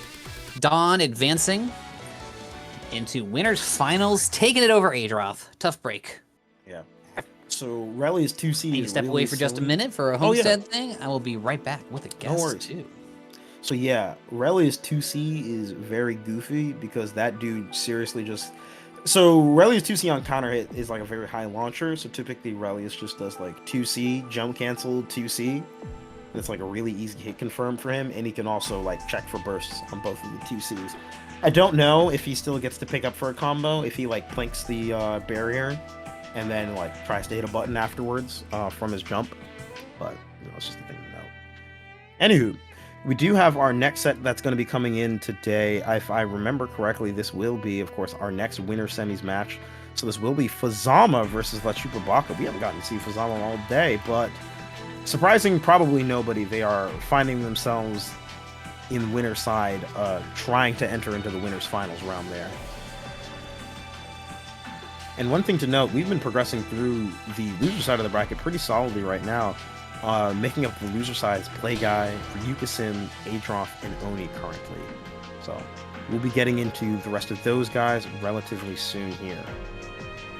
Right now we got Fuzzama in the room currently, and we are just waiting on Chupabaka. Oh, well, no, they're already in. Okay, so yeah, we're good to go. We can just start off right away then. Nice. I don't believe these two have actually fought. If I remember correctly, Chupabaka had gone through the Ragna Gauntlet last week, because they had beaten Oni in winner's side, if I remember correctly. Then still had to fight against Oni and Play Guy again, if I remember correctly. No, I'm lying. They did not fight against Oni in winner's side. But yeah, they did fight against Oni and Play Guy both in a row, which is pretty funny. And as we're mentioning in the chat, hit the exclamation point on that screen already. It's 29 codes. It's easy money for us. It's easy money for the players. You just hit contribute if you feel like it. Signing in is very easy. Clicking some buttons is very easy. There's always plenty of time in between sets if you want to keep up with the action here today. Please click them buttons. Hello, I'm back. Hello. Hello. It's Fuzzama versus Chupabaka. Ooh, Fuzzama! Yeah. Yeah. How does Fuzzama do with chasing Rachel down? I feel like it's he can capitalize if there's like a single misstep, but so long as the Rachel player isn't wrong, or isn't so long as the Rachel player doesn't make a misplay, it seems pretty hard. Like you need an error from the Rachel player. Yeah, I imagine it's very annoying. I don't have a very deep, intimate knowledge of the matchup, but we'll talk about some of the aspects as they come, especially with regards to neutral. For sure. Right now, though, no more neutral. We are locked in the corner. George 13 doing work. Oh, this is bad. Jesus Christ. That was fast. Oh, why did I call it out? Why did I say Yo? This isn't going to be a long road. Fuzzama's got some pretty good OD combos to help. Oh, you tried to call that out. Okay. If Fuzzama can at least get a burst out of Chupabaka, this is like an okay round. But that's a big ask. Not enough meter to convert off of that with super. You tried the lightning super there and it didn't work out. Okay, got the burst from Rachel, and honestly, that's kind of successful for how the beginning of that round went. Yeah, like bought out that entire duration, able to get a resource off the table at least. Like if this next round is able to be turned around quickly, might not too bad of a shape. We'll have to see how it goes. Just like this. Get in there fast. Yeah. Big drop, unfortunately, for Fuzzama.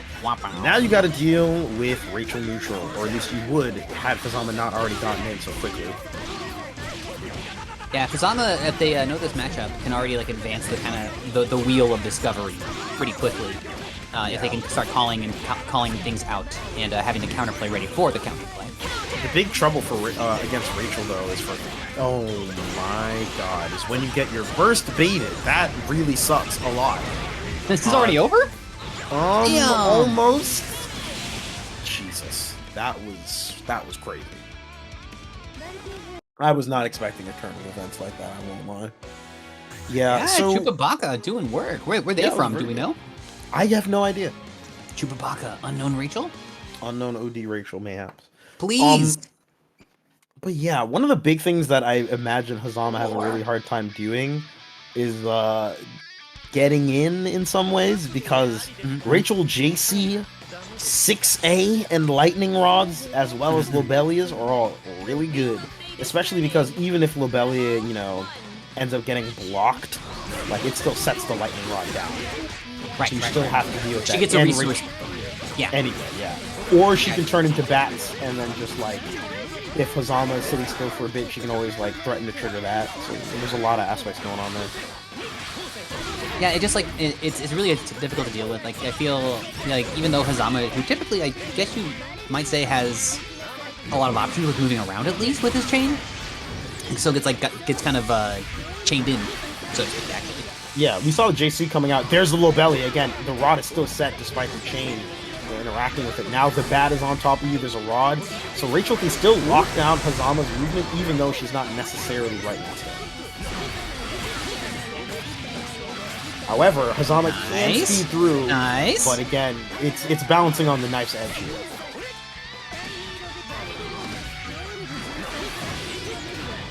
Oh, wow.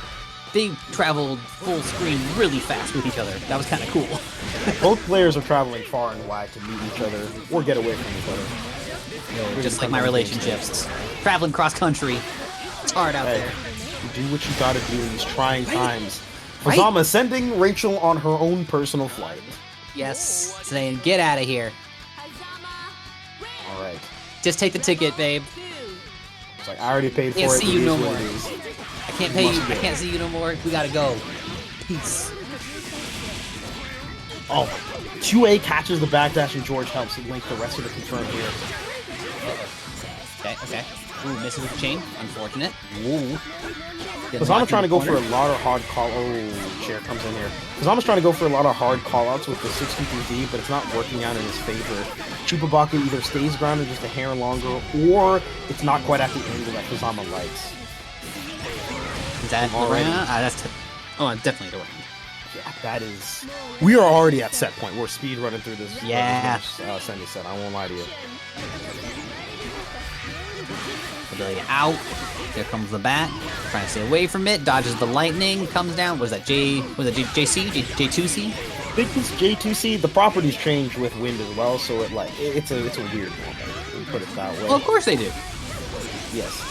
It's one of the only normals that does. Like, it straight up changes the hit properties and stuff. Everything else is just Okay, poison up. zooming around the screen. Should be some decent life still here for Fuzzama. Resets right there with the cross up. Good starter into the Hotenjin now. Yeah, it evens it up pretty much. More than Nice. that, gonna take the life lead. Hell yeah.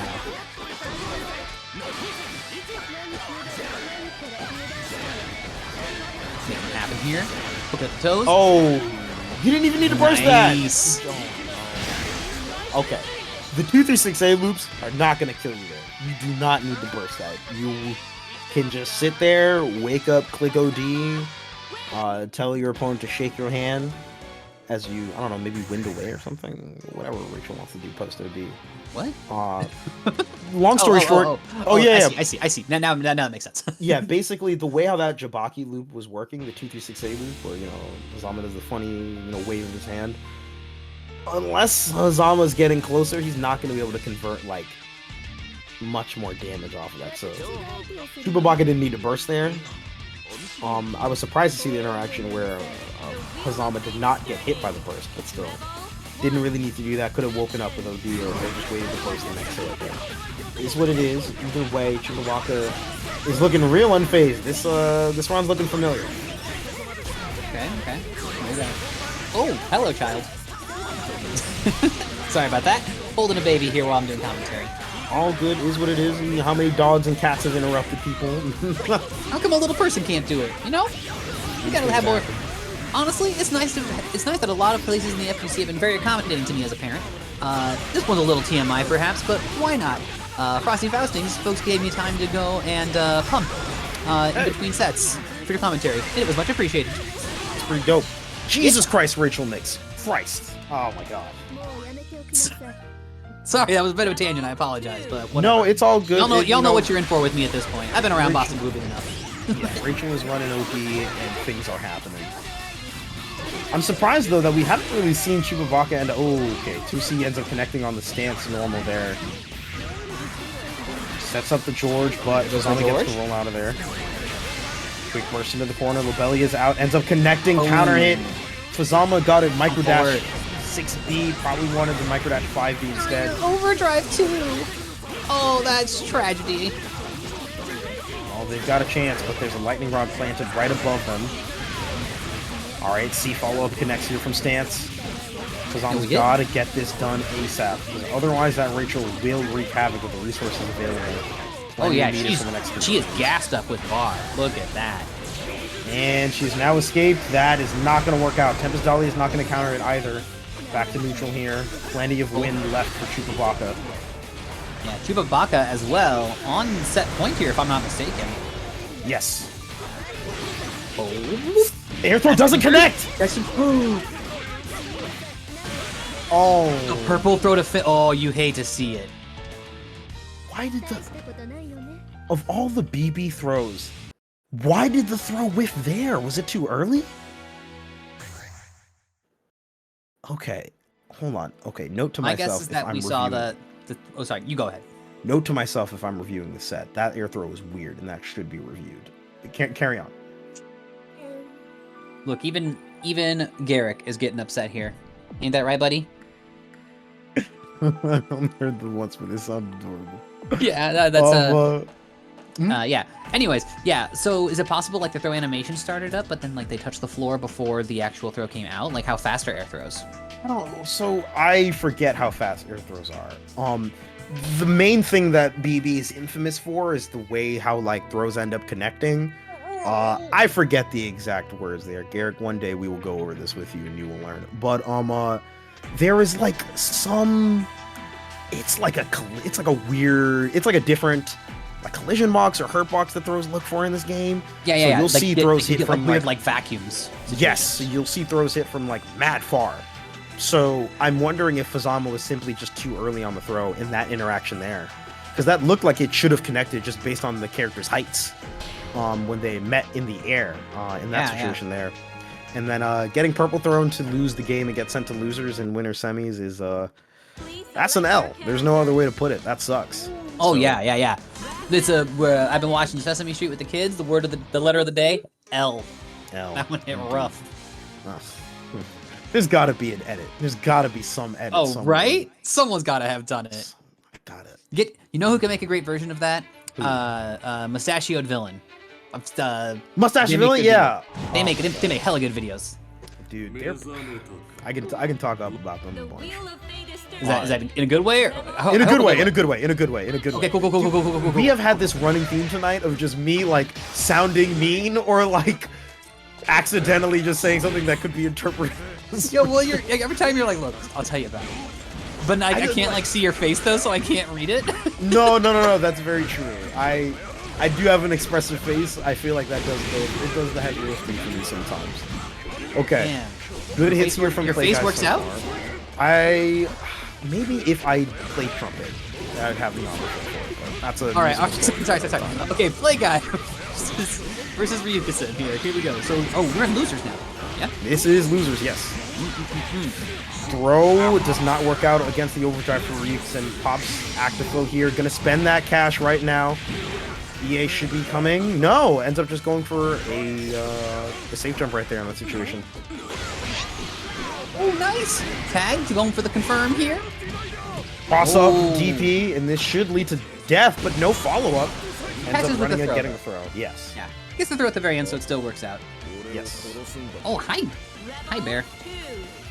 I call him Bear for short, because so Garrick, then it became Gare Bear, then it just became Bear, so we just say Bear all the time now. Oh, that makes a lot of sense from that name, actually. Wow. Yeah, he's a sleepy. Oh, hey, bud. And he's very sleepy right now. He's being a pain. That's okay, though, bud. We're staying in it right now, just like Ryuka-sim is trying to stay in it on the lower side of the bracket. Wake up throw right there from them. Throw ends up getting teched. Alright, back to neutral here. 6A does connect from Play Guy. Very nicely done there. Baited at the right option there with the spacing, like being very deliberate about where they were choosing to engage and displaying a lot of patience there from Play Guy. Nice. Yeah. And you can tell that they're choosing between a couple of different options, right? Whether to anti-air or to play it a bit safer and then try to punish a potential JD's forced landing recovery.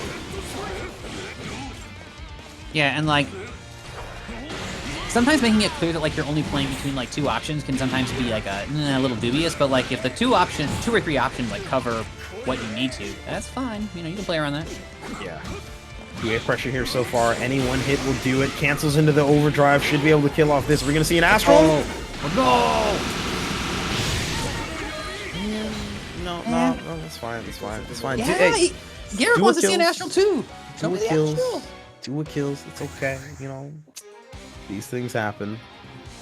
One thing that I do find to be kind of interesting, though, is that, you know, Play Guy is definitely a very patient player, so there's a lot of times where, like, they'll have a life lead, they'll get a good knockdown, and they'll just sit in front of you. and they'll just, and it's that like implicit threat of like, I could get anti-aired for free, I could get stuff with a 5B for free. I feel nervous to do literally anything. Yeah. And you're saying Play Guy does this? Yeah, so we might see it in like an interaction coming up, like over here perhaps. Ain't afraid to play Unist. Okay, okay. More or less. And Unist, it's like more of a, that game is, it's complicated. It's complicated. We'll get into that in a second. But I understand what you mean. Don't make me register an account for my children here. Please cash out those Matcherino codes. We still have 25 left. Come on. Okay, that one got me. I don't know why I wasn't expecting that one. That actually got me. All right, here we go. Ryuka-sen, still in, nobody got around yet. We're still in round 1. We're playing. We have spent half the bar and half of our health on either side in neutral here. We have crossed the 50-second mark. Ryuka-sen trying to mash after the block JA there, because the JC ended up getting a counter hit. I'm not sure what button they were trying to press in that situation there. Overdrive is popped. This could very well be a dead Ragnar with the wrong decision, but Play Guy presses forward, onward with the Gauntlet Hades in order to get the kill there. Gauntlet Hades. Classic. Doing work. Did Ragnar always have Gauntlet Hades? Yeah. I think it's been there since day one. It's Bailey alleged that was the tragic loss after Chrono Phantasma. Wait, what was the name? It's like Bailey Ledge or like Belial Ledge. You know, it's the name. Okay. Because all of his moves are like the names of demons. Yeah. No. I got it. That's what I was like trying to make sure. I was like, did I hear that right? Yeah, no, you're good. I don't know, something else. Oh, that could have been a Naikasu! Oh, man. Okay, that's fine. Well, it's not fine because now Ryuka-sen actually got the hit. You know, the knockdown wasn't even a problem. It just, the interaction afterwards didn't go favorably. Hey, bud. You enjoying your oranges? Yeah, we are. Trigger ends up connecting here. We got some oranges. We got some BlazBlue. We got some really good neutral. Honestly, if my child was going to have to watch someone's neutral, I could do worse than Play Guys. That's correct. Okay, goes for the air throw this time. I like the changing of decisions there. I'll explain why in a second. Forcing the burst out of Ryuka-sen is A-okay. That's such a huge threat removed from Hakumen. And Ryuka-sen had to burst there because that combo would have killed. Whoa. Okay. Nice. Okay. Play Guy able to stabilize that and get the finish there. And that was that was 2, right? Yes. 2. Oh, let's go. Play Guy playing it patient. So one of the reasons why I really like the air throw in that situation there was because throughout the set, if Play Guy was close to Ryuka-sen when he was in the air, you typically see like either a 5A or a 6A. But if Play Guy was about like a a third of the screen's distance apart from Ryuka-sen, he generally just let Ryuka-sen land, not really trying to engage with the JD and kind of deal with those shenanigans. So to instead, in that situation, choose a completely different option and super jump for the air throw, which is a fast option because Ragnar just suddenly appears on the screen, right? Is a really nice decision there. I just want to shout that out because that's a really cool adjustment from Play Guy to switch that up last second, and it all helped lead to a much more favorable situation for the game state at the end of that round there. But all that analysis aside, there is much more hype to behold and to be had. So sorry about that. Child was grabbing at the headset. He's getting hyped okay. too. Getting hyped too. It's like, Mom, let me on there. Mom, don't worry about it. You're not getting excited enough. These things happen. We have YOYOCHICKEN dinner versus Oni. Where's Super Dash in this? Oh, okay. Who do we think YOYOCHICKEN dinner plays? The closest to Super Dash in this game, low key, is actually Bullet JD. You're right. My friend who plays DBFZ called it Proto Super Dash, and since then I've not let that go. It's just as cursed too. It's Jesus Christ, that leads to a lot of stupid things. I'll put it that way. Oh, the curse? Okay, this is gonna be. So this is a Fuzzama player. Okay, I know that Oni's come across them plenty of times. So, and Ragnar, of course. Well, he's Ragnar. Okay, that's gonna be an early burst. Chicken Dinner did not want to deal with eating 4K round start. It's understandable. Okay. Chicken Dinner here. Yeah, Fuzzy jump right there in response to the stance. It seemed like a pretty non-aggressive, non-committal. There we go. Non-committal play there. Whoa! Let him know. Yeah, come on. Somebody get in there. JC ends up whiffing, and so far we've seen a whole lot of neutral, frankly. Okay, JC counter hit, but no conversion there. When he does get to start his turn, tried to mash after Hell's Fang when Ragnar has 50 meters. And my friend, you are gonna get counter hit. All floors on this. Ooh, okay, that's not a reversal. It's not a reversal. You don't have OD, it's not a reversal. So, wait, it's only a reversal in overdrive?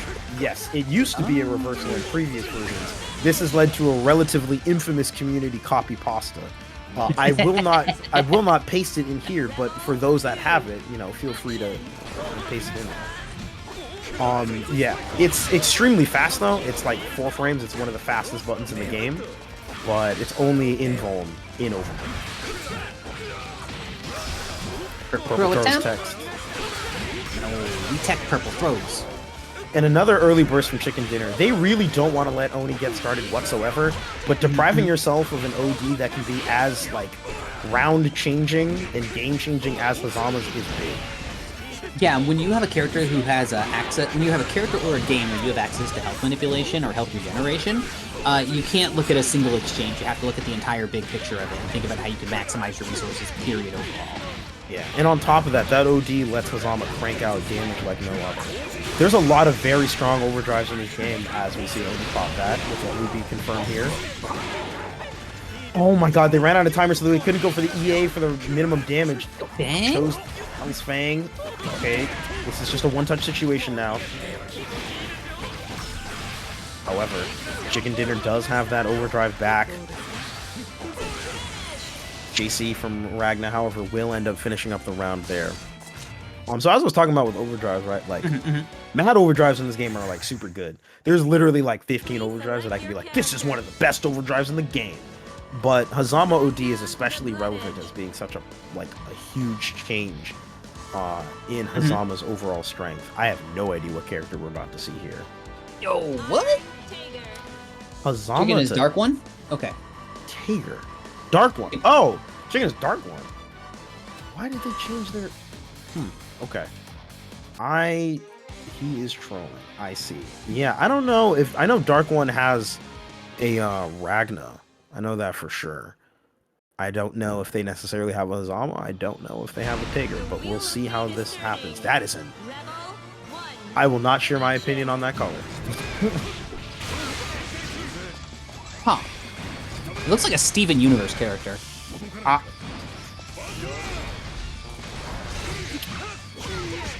I didn't even think about that, and now this color is slightly worse. Because it's like a bad color for a Steven Universe character. No, it's just not great. It's just... anyways, okay. Ooh, okay. What was it, 2C? I'm guessing? Yeah, it was 2C. Okay. Alright. Oni will not be denied. The 5v5c OD does end up connecting here. Could lead to pretty good damage right there. Yeah, that's over 4k. Taker in the corner, but 50 meter goes for the reversal super there. DP and J2C end up trading, actually, but that's a-okay. That could have led to a lot more damage for the side of Chicken Dinner here. And this should be a death combo here. Oni? Yeah, follows up right there and kills. Nice. The Scythe. What's the Scythe called? Blood Scythe. Blood Scythe? Oh, I It's thought... just Blood Scythe. Oh, okay. I don't... It's like, you have Hell's Fang, you have Dead Spike, you have Blood Scythe, and then you have, like, Nightmare Egg. I don't know. You called it like a Pandemonium's Arc. I don't know. That's what... It's a mouthful, but it's not... It's objectively good. Yeah, no, I've been telling people out here. I'm like, would I go for it? No, but like, it's good. Like, I can't deny that. All right, not enough time for the EA there. Tries to go for the 3C, similar to the last round, but a cross-up IED DP will get it done. Oni manages to make it a little bit further into this bracket here. I believe that ends up leading for them getting to... DC. Oh, I mean, that's fair. It's all good. The game ended. So I believe, yeah, that places them in losers' quarters against Fuzzama. Fuzzama? Okay. That's not going to be an easy matchup whatsoever here. In fact, we have two different Ragnas vying for supremacy on different sides of losers. We have Playguy going up against... This is really funny, actually. So, Playguy normally plays Fuzzama a lot, and Oni normally plays Adroth a lot. So they kind of switched, like, the usual, like, fights. They changed up their dance partners. Yes. Ah, okay. That's kind of funny. Okay. Oh, yeah. So let's see. We do indeed have Playguy coming We up. also have some Matcherino codes left. OMG. If you haven't already, get in there, cash them out. Tell your family, tell your friends. Post it in your Discord and ask people to contribute, because let me tell you, that is like oddly effective. Yeah. A lot of people just want to feel like they're helping out, you know? Yeah, in all seriousness. And again, right, like, it's legit, like, a little bit of free cash for the players, and that's always appreciated for them right there, you know. We got some people that are in the bracket also that have contributed in there. Thank you, Lao Ping, for popping in that Matcherino code. We definitely do appreciate that. So, you know, 22 codes now, no longer 23, but 22 codes left to get it done. We have more than enough people in the chat in order to get this done real quick. Now, moving on to our first Losers Quarters match. It will be Playguy versus Adroth. This is elimination right now. Loser side of the bracket, Playguy and Adroth. Losing is a losing loser that lost and is out of the bracket. Oh, damn. Yeah. A losing loser that lost? Yeah. As opposed to a winning winner that won. Winningly. Won.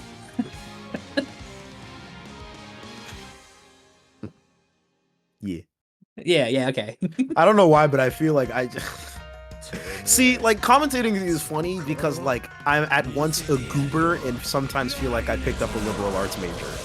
And so it's just, like, this very weird eclectic mix of, like, either something really smart will occur or I'll say something really stupid and we'll both giggle and have a good time. Yeah, it's great. I hope other people are enjoying it as well. I'm sorry. Yeah. Just like I think Playguy is enjoying blocking. Ooh, actually the IBs, yeah, they're probably having a great time.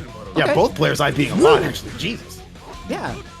Okay. Susanoo is go one of on. the easier characters to IB, but, you know, IBing Ragnar is always pretty good for forcing, you know, him to either redash or to use 5C, which doesn't have as many good gadgets to continue pressure off of there. Oh my goodness, my child. I know I'm flipping out too over this pressure. Was that Gauntlet Hades into the RC, or was that a DP into the RC? Couldn't tell. Oh, no, it's Gauntlet Hades. Not a full conversion, though, unusually there. Jesus, the boot! Sending him, Adroth away. Throw ends up getting teched. 6B fatal for Adroth. No burst on the side of Playguy, so this is going to be a lot of seals unlocked. This momentum is so good for Adroth. Wheel, DP. Oh, doesn't get the JD in this situation here. Right now, back to neutral here. Both players have over 50 meter and overdrive. Any big hit will get it done for this first round here. 3C and a burst comes out for Playguy. We're fueled up. Somebody wants to fight. Overdrive got popped. Unfort. This is very big. Adroth has the life deficit, but is just content to just play it very slowly. Not really taking up much space, though, which is kind of the issue here. 20 seconds left on the clock. A timeout is very feasible here. Burst comes out from Adroth there after the Gauntlet Hades. Wow, committed to this round. Gotta make a move at some point here. Only 10 seconds left to go. Has the bar, so can burst out some damage if they can make contact. At this point, They literally cannot kill on time. So the big issue in that was Adroth spent the 50 meter for a mix-up, which deprived them of being able to just do like something into super. And because they bursted instead of used overdrive, they were not allowed to extend the timer. Because you got to remember, OD does pause the timer. Yeah, I always forget that in this game. Yeah, it's one of those things. It comes up pretty often for certain timeout situations, if it's available. But spending it for burst in that situation is very detrimental for Adroth overall, as you can see that he wanted to play it very passively. How many fuzzies will Adroth attempt? God only knows, but they end up connecting right there against Playguy. Wheel comes out. And yeah, Playguy's not going to bother bursting. You're just dead right there. Perfect for Adroth. Perfect. Nicely done. Spits on him. BB is a very funny game because this is one of those games where like you can easily get perfected in the middle of like a set and it slowly becomes like the most whatever thing. You're like, okay, cool. Oh yeah, it's Honestly, I think those kind of games are good for people because it like sometimes your opponent is just right 3 times. It doesn't mean you did anything wrong. They were just right 3 times. Yeah. Okay. Yeah. It happens. Seriously, yeah. And then, you know, that's a really good mentality to have, right? Like, you have to be very accepting that sometimes the decision-making doesn't go in your favor. It doesn't mean you're, like, a stupid, dumb goober or something, like, you know. Damn, again, goobers. Yeah. Dude, I love the word goober. It's so good. I don't even watch the SpongeBob movie like that. I just like saying it. It's just funny. Oh, I didn't know it was a SpongeBob thing. You never watched the SpongeBob movie? No, I'm slightly out of the age range for SpongeBob. I guess that makes... Oh, man. Wow, that... Yeah, Huh. I'm old. Yo, puts themselves back into a perfect. Yo, let's go. Fire back with the perfect. No. And... No. Robbed. I wanted to believe. Wow. You bursted into Gauntlet Hades RC. I have never seen Play Guy Gauntlet Hades more than probably today, now that I think about it. Hey, there's been a lot. They've been like... It's been a very high success rate, and he's been RCing all of them. So even if they were to be blocked, their pressure still continues afterwards. Because normally, you know, you block Gauntlet Hades, you crouch the second hit because it whiffs on crouchers. I'm interested to see if some players will start catching on though, because Playguy's definitely been leaning on it mostly when he has enough meter to cover himself. And that could be a tell for like, hey, they might choose this option more often than not. Oh, it's gonna hurt. 3.4, plenty of seals unlocked. Next hit from Adroth will get it done. The DP into burst. Ah, man. Alright, they don't have level 2 wheel and they don't have on. Oh, what is with the purple throws today? There's just disrespect in the air, you know? I suppose so. Yeah, no, people aren't having it. They getting all angry. 6B whiffs, Play Guy unable to punish with 5B, but 5B doesn't end up poking Adroth, who goes for the TP, and that is going to get brutally punished. Okay. That 4.4? Nice. Yes. Adroth, unfazed by the confirm from that just now, just goes to DP again successfully. Now that 60 is very minus, but Adroth's been doing a pretty good job these days of spacing himself out in order to stay safe, or at least force it to be like a micro dash button for a punish, if at all. So, nice spacing there from Adroth. 60 again, I do not know what that traded with actually. Play guys interesting. 100 bar on each side, jeez. Overdrive gets used? Yeah. Gunshot. Seals the game. Is that the set? Is that 1-1? 1-1. 1-1. Okay. Yeah. Somebody's have to go the distance. Yeah, I know. It's great. I love to see it. Whoa. Mm-hmm. Ah, think about it. We've been speeding along through this bracket too, actually. Oh, wow. The wheel of Oh, I just fate is noticed that. turning. Crazy. Rebel 1. Neat. Yeah, no, I ain't complaining. Oh, okay. If I was playing, I'd be complaining about the 6Bs. Jesus Christ. I hate seeing Suzuno just match 6B so many times. No, see, Play Guy can't complain about stuff because then people will say, geez, it's more like Complain Guy. I don't want to... okay. Look, I can't help it. It's in the parentage now. No. It's fair. Don't worry. I understand. No. I didn't have to do it. You sound so put upon. The gene activates. You know, like it's like. Yeah. You know, it's instinct. I understand. Okay. Parental unit. Oh, what? 5B. That thing is active like 5 to 8 frames. My God. Like you just see it hit late so many times, and you're like, I want that. I need that. Is like always what I think of. Active flow's available for Play Guy. Probably doesn't even need to pop in order to get the kill here. Let's go. Yeah, just a regular carnage scissors boosted with the active flow will get it done. Rebel 2. Right. Sorry, child's grabbing at the food that we just brought down. Fuck good. We got neutral going on here. Adroth is clicking 5A and slowly taking up space. Well, yeah, let me tell you this. It's nice to see my children figure out spacing too. I'm real strong at it already. all right. Let's go. Okay. Sorry about that. Baby's out the way. Good. 2D ends up whiffing, giving Adroth a little bit of space to move in now. Alright, backs off with Orb, in fact. Doesn't even try to like re-engage or throw out another button to beat out like a Play Guy is maybe dead if enough meter gets generated off of this, but it's not. Oh, try to get a little cheeky there, maybe with the 6C, but the DP from Play Guy, air DP in fact, ends up connecting. Alright, good hit for Play Guy here right now. Gonna go for the empty jumps right there. A rising JB, I believe, ends up connecting, looking out pretty well for them here. This is gonna look very good right now. Just needs to go for the 2A stagger. Throw ends up whiffing because Adroth jumps. A couple of counter hits connect here from Play Guy. They end up getting the super here and kill off Adroth. That will be your last losers quarters match of the evening here. Very nicely done there from Play Guy. I liked how it's been said time and time again, but the patience from Play Guy, but then capitalizing on it like the moment they get the chance, when there is an opening. Great stuff. Yeah. Fighting through these these big bodies with these with a lot of health. Had to fight through the Hakumen earlier, right? Yes. Now got to fight through Susan. Hard out here for an honest protagonist.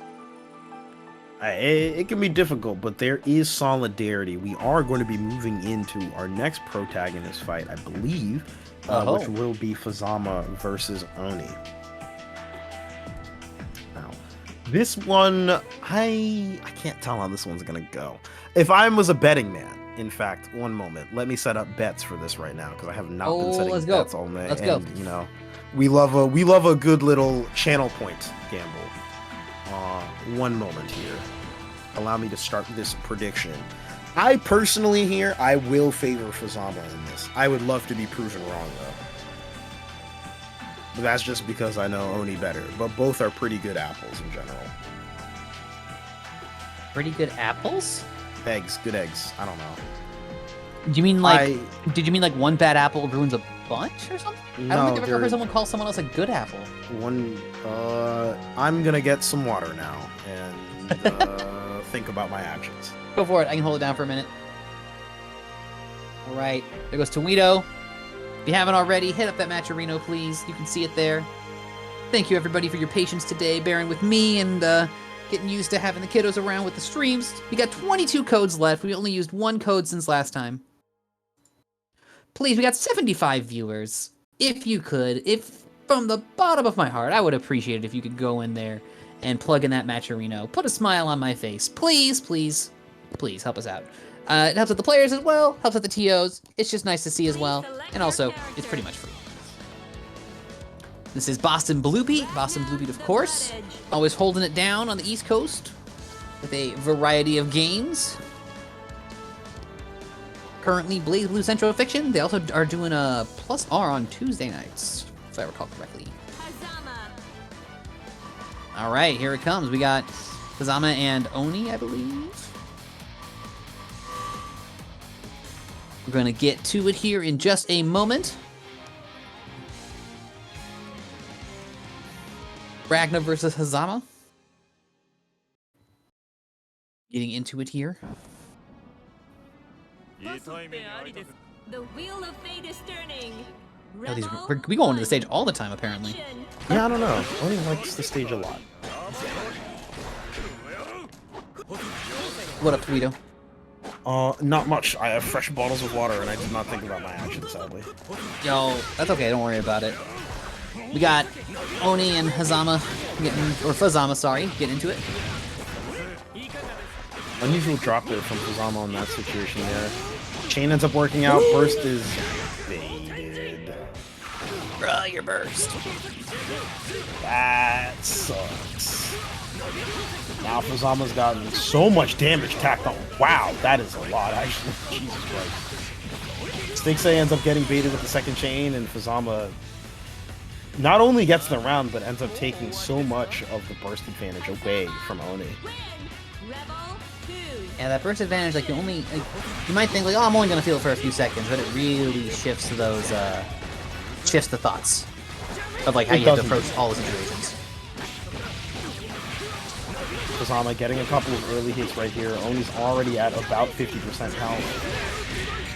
GPs regardless. However, Oni's still stuck in the corner there. Fuzzama runs out of chains, unable to cancel at the end there. Top by the 2B, likely trying the fuzzy jump. That is that standard 2A stagger pressure from Ragna. You think everything's good, and then Ragna clicks 2A, 2A, and you think of 40 billion options. Hate it when he does that. There's just so much he can do. There really is. It's like having a tortilla as your base. You can do so much with it for food from there. You know? Yes. Divided by Darkness and OD with Activo, that's easy. No questions about it. You've had to spend all the resources, but very worth it. Yeah, it is really good. I guess the alternative name would be like, oh, swallow my shadow. Pretty cool. Alright. JB ends up connecting here from Fuzzama. Should be able to put Oni right back in the corner. Yeah, right chain set up for that. Follows up. Let's see what our OP looks like. Ooh, nice IBs there. So much bar when you're IBing that much too, the bar that generates really adds up. I know, seriously, it's crazy.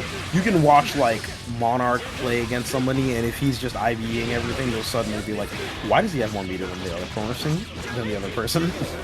Honestly, it's I love that in this game. That like if you can block better than the opponent can mix up their offense, you just get rewarded straight up. It's super good. 6B gets blocked, surprisingly, from Fuzzama. Actiflow triggers, OD is popped. OD canceled for the big confirm. I'm not going to be able to kill off of this, but, I mean, this is like 1,000 health back, so this is pretty good for OD in terms of maintaining the life lead. Oh, they both have life steal mechanics. How fun. Yes, they do, but Fuzzama has 5 seconds of OD timer with Actiflow. They just traded health bars. Basically. Oh, and then killed. Okay, never mind. This is what we call a zero. No, it's a negative something game. Yeah. Jeez. And remember, this isn't winner's side. Like, this is loser's quarters. So, normally, you would expect Fuzzama to be sitting in, like, winner's side, grands or winners finals, but no, we are in the loser side here. Today they ran into Chupabaka. Yeah, Chupabaka, I mean, not surprising that they ended up doing very well, but definitely putting a couple of big players to rest here and some of the regulars. Well, maybe Chupabaka will be showing up to Combo Breaker. Who knows? That'd be cool. Oh man, I got a review sometime. Thank you for the stream reminding. Yo, no problem. I got you. Appreciate it. Right now, Fuzzama's just chaining away. I'm out of here. Oh no, but the Jamaican doesn't autocorrect, so that just whiffs entirely. First confirmed hit of this round so far. I feel like I'm seeing some unorthodox movement from Fuzzama. I feel like they're trying to be more preemptive in like the space that they cover and try to like attack where Oni is going to be. But I think off of most of these knockdowns, you don't necessarily have to worry that hard by design, right? Like, oh god, that comes in. Is this dead? Next hit. Or if Oni happens to pop like OD. Yeah, if Oni pops OD, okay. Nice discipline there from Fuzzama, waiting to use the overdrive for the activation rather than going for the burst. Unfortunately, he doesn't get too much out of it, though. They take themselves out of the corner, but at a big cost. And cross-up, not quite going to kill because of Fuzzama falling out here. Is every Ragna just, like, ready to do that at, like, a moment's notice? Every Ragna has it primed in their DNA somewhere, but they have, like, different trigger phrases for it. Okay. Understood. This makes complete sense to me.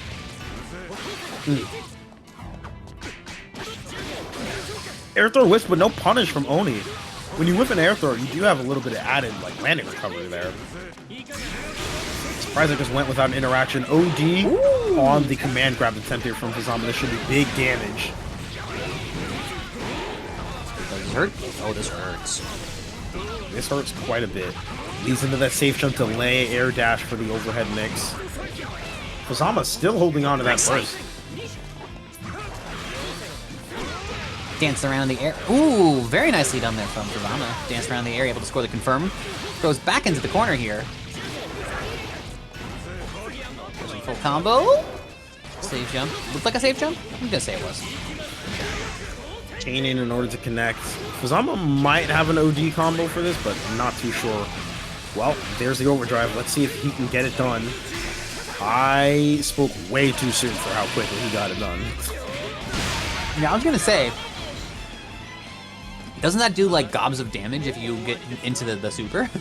It does do a lot of damage. I just wasn't expecting it. That fast? The beginning portion of it still do a lot of damage. Gotcha. Well, Fuzzama here. Wait, is this a set point for both sides? This is set point for Fuzzama only. Okay.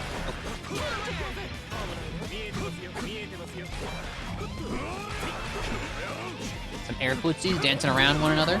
Chips passing in the night. Ooh, crouches underneath the IAD RC.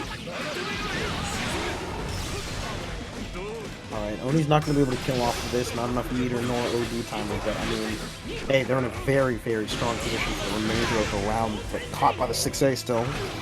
And Fuzzama has OD available here, so we can see a big swing in health. See how he opts to pop it. 4.6 damage. Jeez. Dude, Fuzzama's got all the crazy extensions. It's wild. Oh, go use this Ver Burst, okay. Yeah, I had to. Okay, makes sense.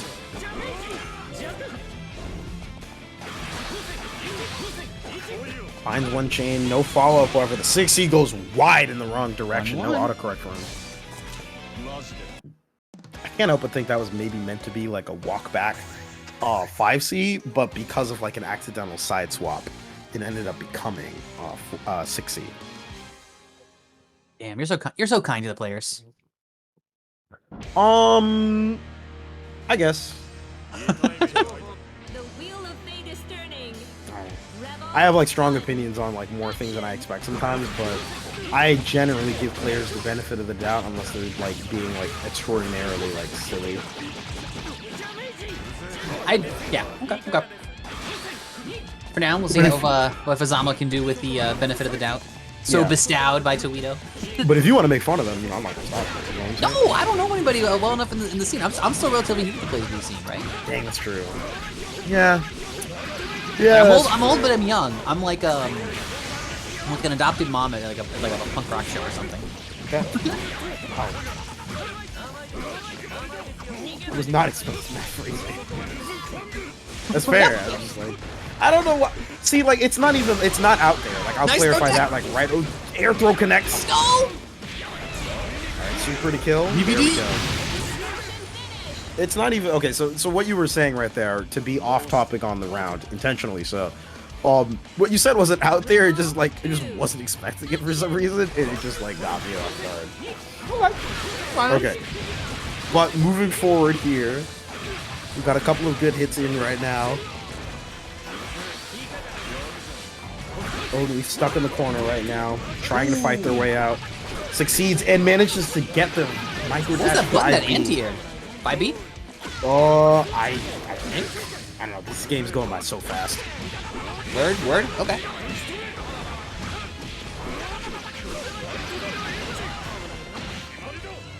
Alright, throw connects here. If I'm Fuzzama, nice. I'm going to be anxious about the next hit, because it certainly will be a confirm into OD and death. Both sides have overdrive too, so... Yeah, I had to know it was coming there. Just baited it out safely with the 2A. Yeah.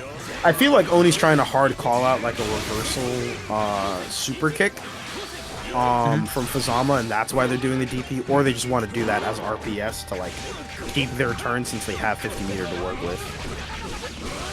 Either way, though, they managed to catch Fuzzama backdashing, and that will lead to them taking the set and getting themselves in loser semis. Fuzzama out very early.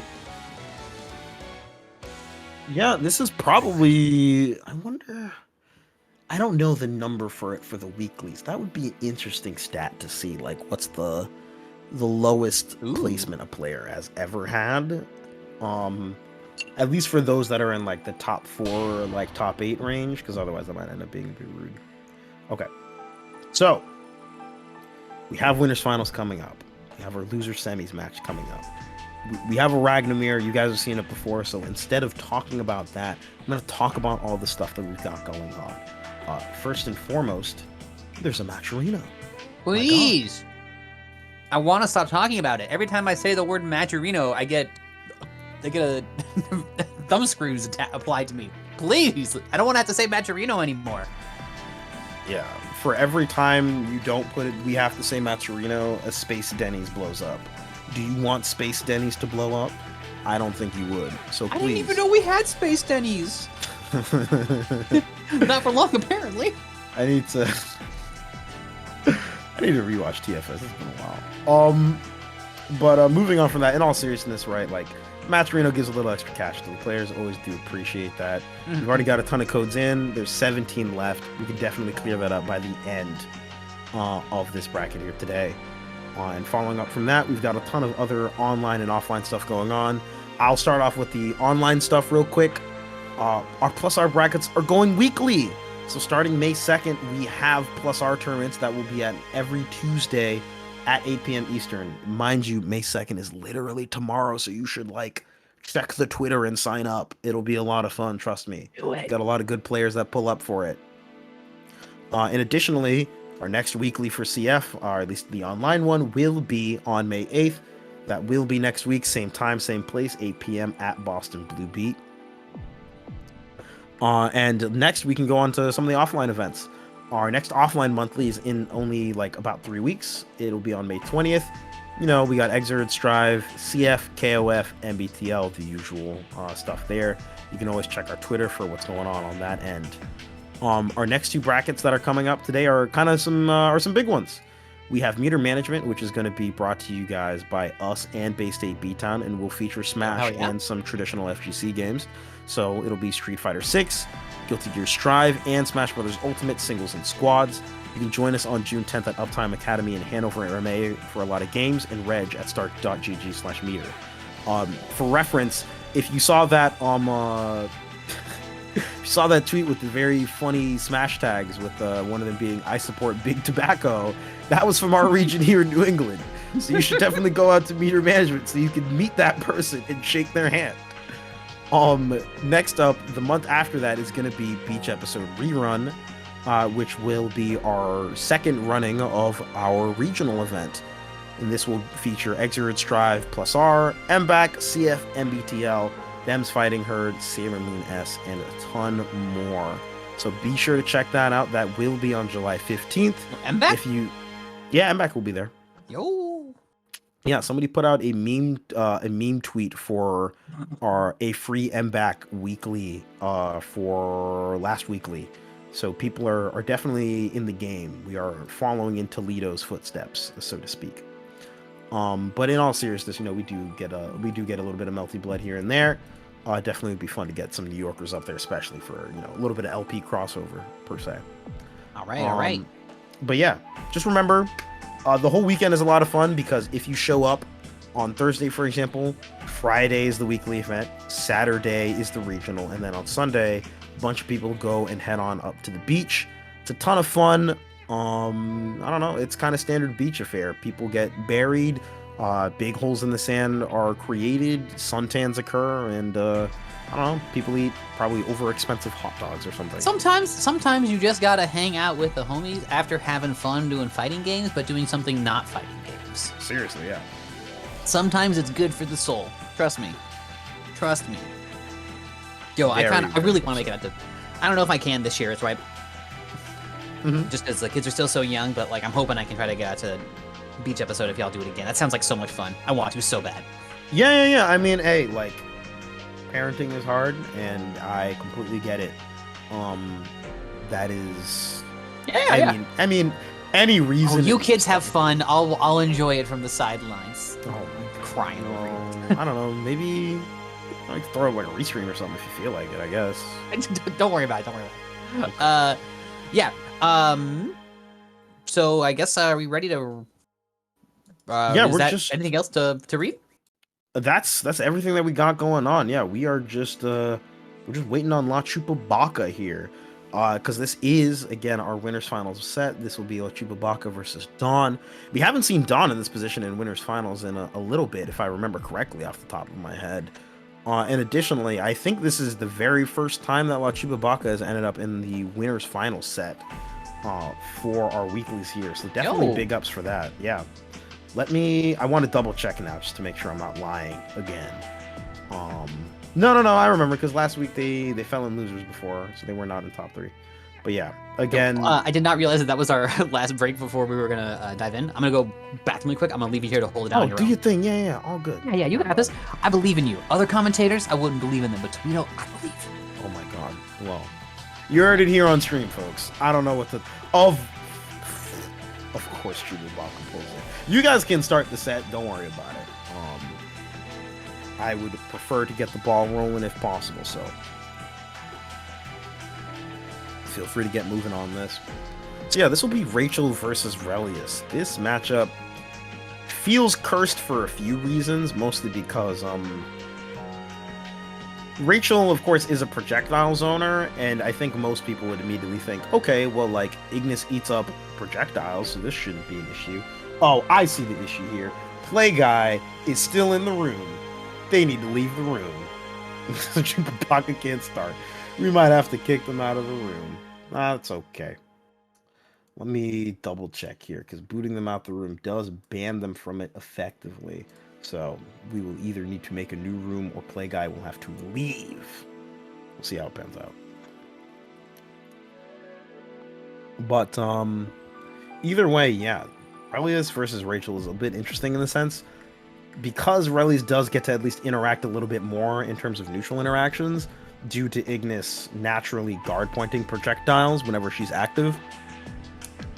But kind of due to the nature of how a lot of Rachel's, projectile placement works, you do run into cases, for example, where despite Ignis body blocking something in front, there's either a lightning rod in the back, or, for example, there's a bat on Relius himself, so he can still get, caught for that. Please select your character.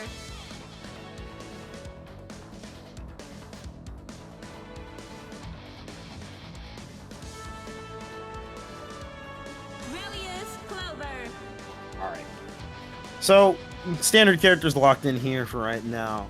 I'm very curious to see how Dawn's neutral ends up going around here. One thing that you sometimes see from Dawn is that he sends Ignis out a lot kind of early in neutral interactions, but this can deplete Ignis very quickly and cause him to need to retract it or pop overdrive in order to kind of cover the upfront cost. So I'm very curious to see how he deals with Rachel, who will be disengaging quite a bit if she feels the need to do so. And a 6A beats the usual Relius round star to kind of up back doll summon here. Rebellia is set, despite the counter hit coming in from Ignis. 3C ends up whiffing off of this confirmed. I disagree with that spin. That's a very preemptive thing for someone that has not been known as a super hardcore burster. Alright, back. We in game 1? Well, welcome back. Yes, we are at round 1, game 1. Let's do it. A burst has already been spent. Chupabaka has gotten some hits, but nobody's really started crazy pressure sequences yet. And that's one of the interesting interactions with Relius again. Because Ignis, again, is naturally with guard point projectiles, she can go for the 4D right there to anti-air the Tempest Dahlia if she's in the right position. Huh. Interesting. Cool. Yeah. Because doll property or puppet property is a unique one, right? It's for Relius specifically. Because he gets to be privileged in different ways. I see, okay. Where Ignis naturally guard points projectiles whenever she's active. So she can get sent out by Wheel, for example, and she'll stuff a projectile for free. Doesn't do any damage to her or anything like that. It's a lot different than Carl, where Ada can still take the hit, but she'll take damage to the gauge. You did wake up with me? Why did that work? What? I'm mystified, obviously.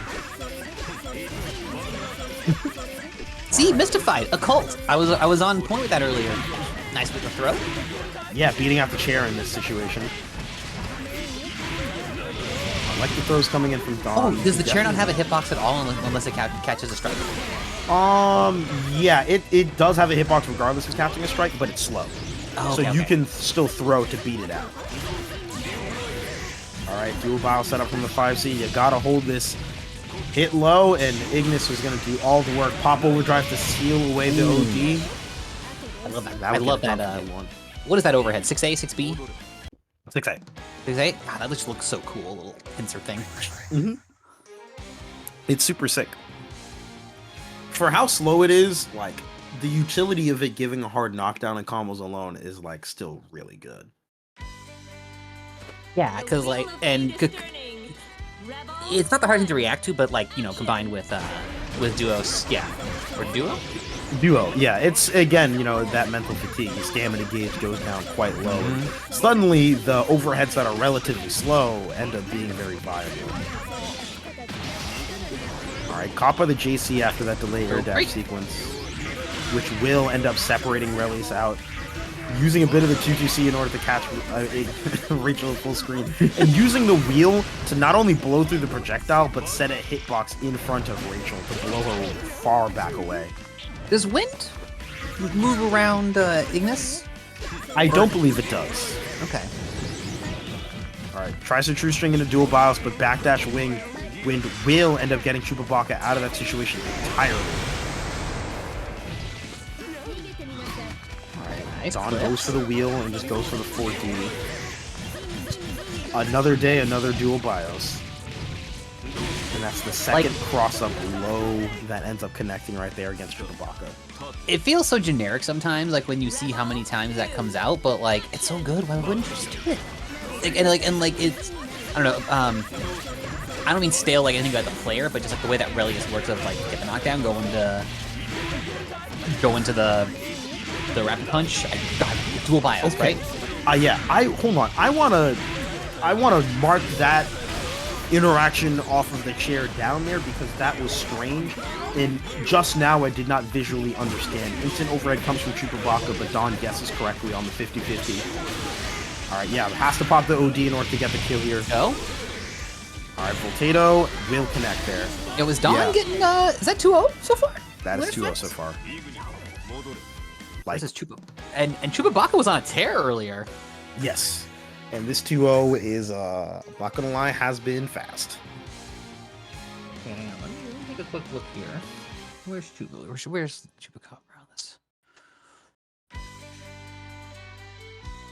Okay, La Chupacabra did drop games already. Alright, I was gonna say if La Chupacabra hadn't dropped any games and these were the first two, that was gonna be wild to me. But La Chupacabra has dropped a couple of games throughout the set. But yeah, right. We'll see if they can run it back here. Absolutely have the capability to do so. They're gonna have to go for a reverse 3-0, and so far it seems like they've been running into some neutral and offensive troubles right there. Alright. And that's kind of one of those situations, right, where yes, Relius does have full screen options, but so does Rachel, especially if there's a bat on top of Relius. She can easily just trigger that for a free counter hit. Nice blocks. The mix isn't crazy. D-Summon has to come up soon. There it is off the 3C, but it goes unchallenged. This is going to allow Dawn to get not only the Ignis gauge, but a stolen burst with the spin. The swirl! Love it. Oh, however, somehow, some way, Chupabaka able to find the escape out of the corner. But not going to matter, though, because Dawn here... Oh my god. Not only does Dawn fight back out of the corner, but then re-corners with the combo there. That was... Dawn is looking untouchable at the moment. He's looking very on top of things. This is another day in the office, too, like it feels like. Lilia? That is the 3C there. Nice. Had the patience there, found the punish. Even if the punish wasn't huge, it was enough to say like, nah, get out. Yeah. Like you can't think that you're gonna get. Yeah, I'm ready for this. Knockdown into George. That backdash isn't really gonna cut it. I think his backdash isn't really that big, so it's okay, but It's not gonna get you out of that, Jordoki. Bat is on Dawn now, and you can easily see that Chupabaka loves that and wants to push the tempo once it's there. Ooh, clipped by the lightning there. Lobelia coming in. Bat locking it down for the moment there. Taps with the 2A. Oh, the RC didn't believe in the 2A, then they got the touch though. Still able to find the hit afterward, and that'll do it. Nailing the dotted line. Ends up taking it. That was a pretty weirdly scrambly situation there, but Chupabaka ends up, evening up the rounds because of it. All right. I think that situation there, because that touch there would have been a 3-0, which would have been very, dire to one. Big deal, because that would have been the 3-0. So then both sides were getting, or at least Chupabaka was getting a little tight in decision making, and Dawn was trying to compensate and dial in appropriately for that. But Chupabaka was still able to find the touch and stay alive. A little bit of a convoluted response there, but I think it makes sense if I really thought about it. Anyway, the action though, chair catches, woo, burst, okay. I wonder if the chair's projectile property, then that must be Luminous body blocking it in some weird way. That's the second time that chair has been beaten out in this interaction there. Good throw tech from Dawn. DJ in response immediately afterwards leads us into this situation. This has to lead into a dual bios, right? Yeah. Mids. Oh, there's no. I said mids again, and it was an overhead. Overdrive cancel for the jumping air confirm? Okay, cool. That was kind of sick. Yeah. And Dawn takes it over Chupabaka, the person that gave so many people in losers right now such trouble. They are dispatched with a 3-0. Yeah. Pretty decisive. Some signs of life towards the end there, but those first two games, those were firmly in Dawn's hand. Yeah. The first game felt like a ramp up, and the second game was certainly the turning point. Now, we do have our losers, one of our losers finalists set up here, but we have to determine the other right now with our loser semis match here. This will be the Ragnamir that you've all seen and known very well. This will be Oni versus Play Guy. All right. Now, so do they how do they go fairly even, or how does it go normally with them? I think they go relatively even. I know that when these players encountered each other for the first time back in the non-rollback days, if I remember, Oni had remarked that they had similar kind of play styles or somewhat similar decision making at the time. So this mirror match may go by the way of that old Sonic OVA, so to speak. But we'll see how it goes. Man, this dude, okay, that is just an Oni thing. He just likes Sight of Gods. All right, and this is, see what I mean? That dude just likes that stage. I realized I never tweeted for the event. I feel awful. Oh, it's okay. We pinged you. Don't worry about it. No, but I feel bad though. I got my routine. Oh, uh-oh. What's going on? Opponent's connection was lost. I wonder if it was a spectator bug. Let's see. It appears to have been a connection issue, but no worries. That's a-okay. The room did not explode, and frankly, for that to happen before the match had even started, it's far like better best than case. at the end. It's yes. Yeah.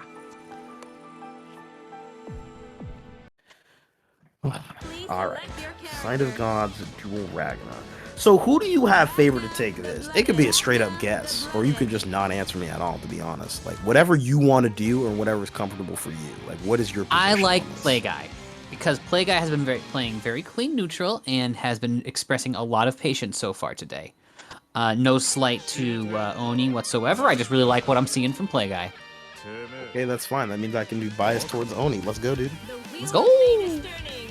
But yeah, I think this will be interesting. For me, it's hard to tell, but I just feel like Oni might have that, like, just a little bit of an X factor, so to speak. Okay. I can buy it. I can believe it.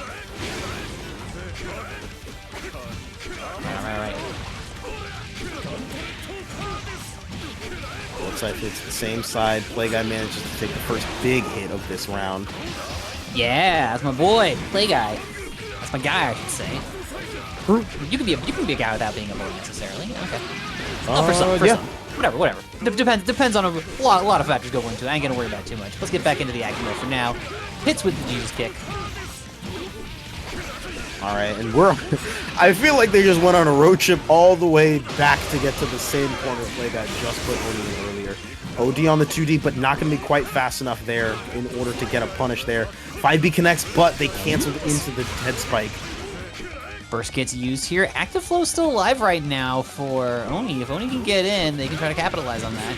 But not going to be able to before Play Guy keeps it nice and clean, nice and easy, takes the round. Play Guy looking like they play a lot of footsies the game. Walk back to anti-air 2C. Alright, maybe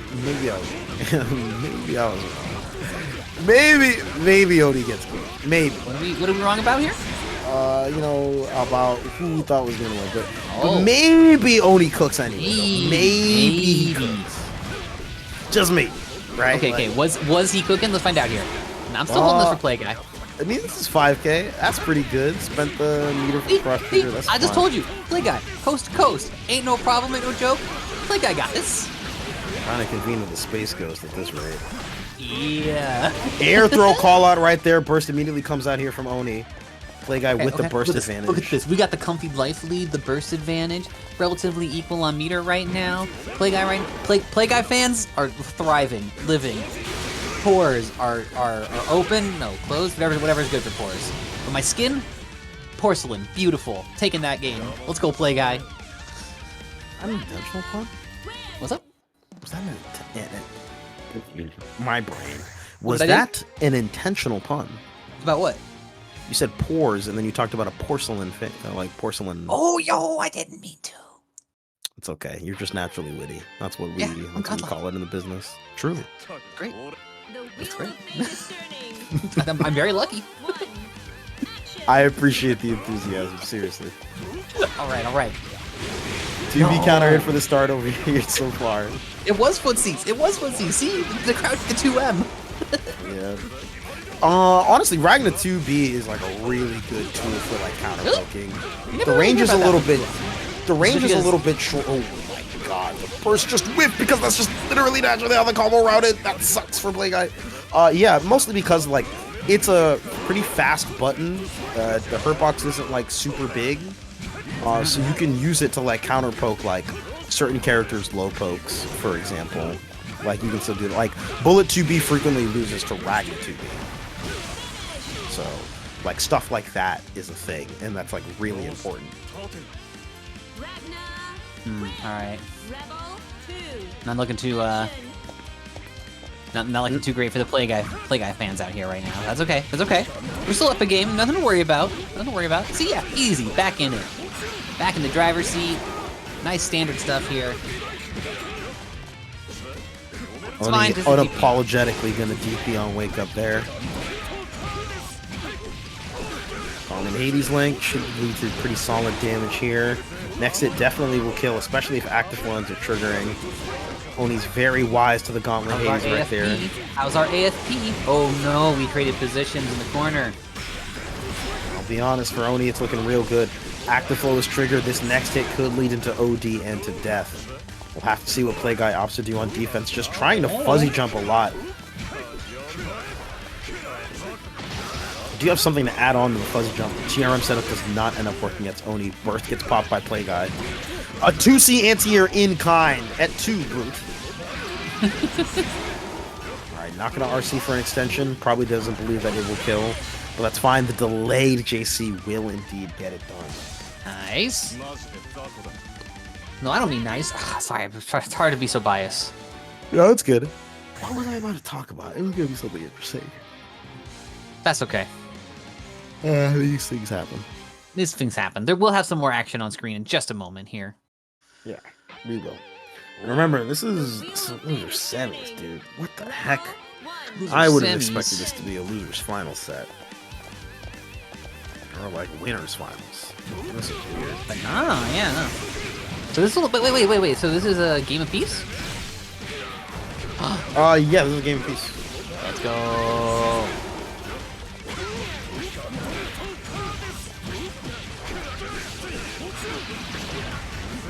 All right. Play Guy firing back a little bit. This DP. Yeah, that's a big thing. Nightmare Edge is nice and all, but it doesn't lead into a safe jump, even if you neglect to do its follow-up there. Nightmare Edge? Oni, that's the the dive. Yeah. So I just did. yeah, it's a word. Yeah, but, it's okay. It's okay. But yeah, in all seriousness, pretty good play. And we're just seeing this very passive play from both players. Neither of them really want to engage super heavily. Play Guy, obviously with a life lead, wants to maintain that, but Oni is more than comfortable just letting Play Guy spend the burst in situations like that. Throw his tech, but the 5B stuffs it afterwards. I think it's like neutral in this game too, but you can see that Oni is trying to microdash the 5B, which adds a little bit of inherent time to what he's doing.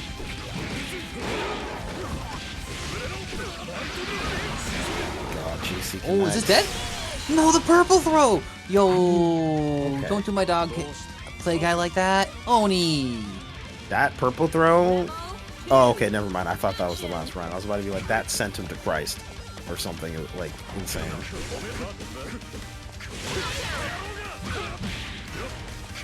He trades, but... Color dropped. Alright. Let's see what we get here. What got he's there? Yes.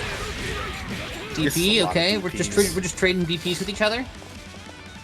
Alright. If that's how y'all want to play it. This is how we want to spend our lives. Let's do it. Oni is definitely one to, pop the DP if he thinks he's got a shot at it, but I feel like they're influencing Play Guy maybe a little bit more than they think with some of the other reverses coming out. Play Guy here. Okay. Oh my goodness, I was about to say it was one choice away from dying, but this is... Wait, depending on how much cash they spend, this can't get. They need some crazy confirming, but they have the resources to make it happen. I want to talk about a few interactions in a moment, but let's see how the rest of this round pans out as Oni tries to punch their ticket into losers finals. But no! Good success.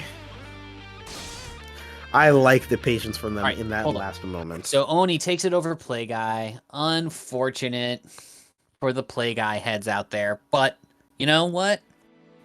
One person's loss is another person's victory. Oni advances onwards. The real winner are all the Ragna fans out there. So, To win, you must crush someone else's dreams. That is just the way of the world. yeah. But yeah, I just wanted to point out one thing that was interesting that we're finally starting to see a little bit more as we get into the last three players around is the idea of using implicit threat to take up space. Yeah. So we saw a lot in that set, for example, where there's a lot of situations in which Oni and Play Guy are just kind of shifting around each other a little bit, not really committing to anything major. They're not gonna 2-on-4A randomly or anything like that.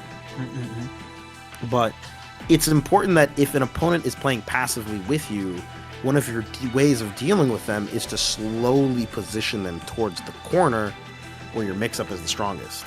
So if you have the ebb and flow of the match read correctly, you can use some of your normals to protect some space. For example, Susan's 5A or 3C. And then once you've established that, you are then able to kind of move around with greater ease. But you want to make sure that you're taking up space over time and slowly pushing your opponent into a corner. Yeah, that's not necessarily. It's a little bit like you have to make sure that the options are being displayed at least, so that the opponent knows, okay, this is the space that I cannot occupy, even if you are not actively filling that space. The opponent can't treat you like you're going to use something unless you are not, unless you are actually doing that thing. Sorry. Yeah, you can't establish the fireball if you haven't thrown one yet. Or the other thing I always think about this is, I think about people who play command grab play characters who have a command grab but will almost never use the command grab. And there's some edge cases where the command grabs are actually bad, so you don't want to use them at all. But there's a lot of people that yeah, I just think about that. There's no, unless you're using your command grab, why would I be? Unless you've shown that you're going to use it as an option, I'm just gonna get out of here. Peace. Hi, that's me. I'm the potential problem. No. I'm glad that you have hope for me because that tells me something. Okay. I have look. There's no plant you cannot water. True.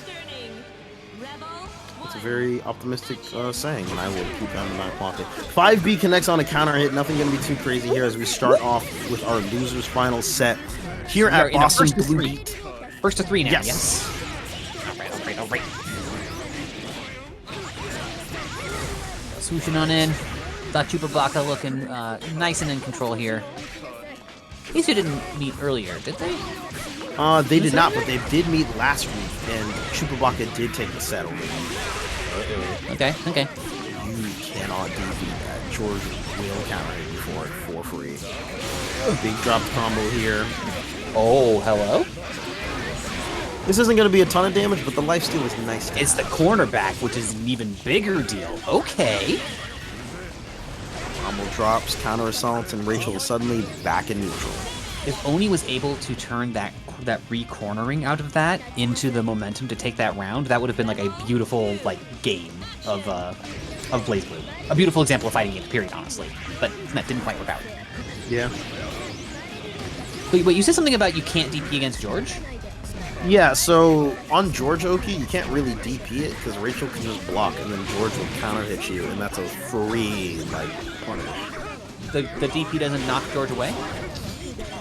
Most of the time, no. Or Rachel right. Because George goes into that activate mode. Yeah, he'll either walk up and proc, or he will walk up, and if you DP, it's kind of like, all right, that's cool. I guess that's added the hit stop, so I can react to that faster. Right, okay. Stop happening. Basically.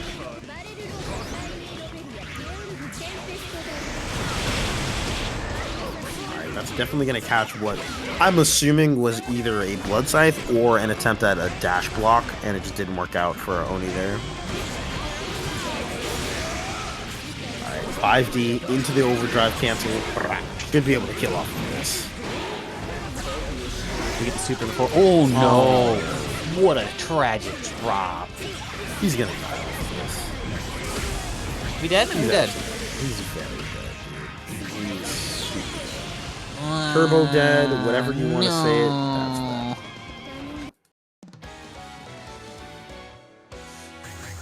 It was almost so good. I'm not gonna lie. This could be another 3-0. No, yo, damn, Tweedo, you don't believe? I said it could be. I didn't say it was likely. Okay. That's fair. Rebel 1. Action.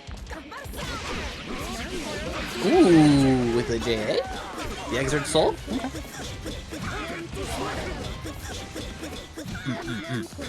Knocking on the door. Let me in. Stomp the door in? Alright, blocks the 50-50 to get caught by the standing overhead. Tap on the toes. Get the stomp. Oh, nice. Dash follow up there. See, I don't know anything. I don't know. I don't play Ragna, so I don't know what Ragna combos are actually impressive or not.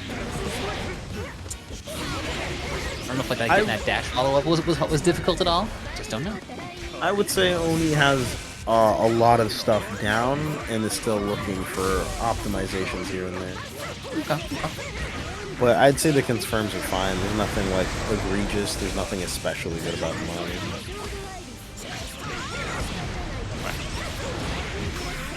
A lot of bar available for Oni.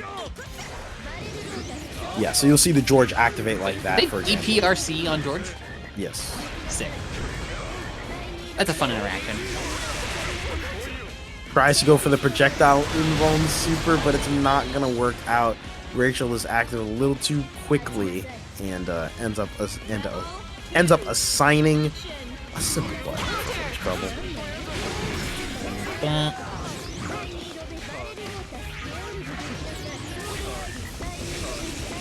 And right now, we're back to zoning, baby. George from the back is so cool. Oh, come on. He's an adorable little guy. BlazBlue's sick. This game is very cool. There's a lot of nonsense like every other fighting game. It is very cool. There goes George. Okay. Watch Rebellious. Here come the bats. Damn, she's like fighting a haunted house. In what sense? Rachel? Yeah. Oh, just because like she's like throwing bats and coffins and stuff like that at you. Not like in like an abstract sense. Oh, okay. Think she gonna toss a morgue at a person? Saying she's throwing bodies, she's throwing cows. That's fair. Don't worry about it. Okay. Oni firing back, taking a round. Trying to put themselves on the board, but frankly, right now this is a losing fight. But I think Oni's got enough gas left in the tank in order to get this done. OD's the 3C, gets the EA punish. Okay. Hits while the active flow is up. Okay. Oni getting a lot of deep dash opportunities and catching Chupabaka back dashing. Oh, catches with the 2A there. Able to get in and establish the offense. Okay. No, the chair. Nice job with the re-corner. Yo, the bats are stacking up. The frog is on top of things here. Oh my god, canceled into Lobelia. It got the hit, but it wasn't counter, so unable to confirm. Yo, Oni believes in themselves. Yes, that was so sick. Let's go. Yo, I'm a believer now. Yo, I'm playing Ragnar now because of that round. Let's go. By all means. There's one thing Oni always believes in. It's himself. Sometimes it's a silly decision, but sometimes it works out quite well.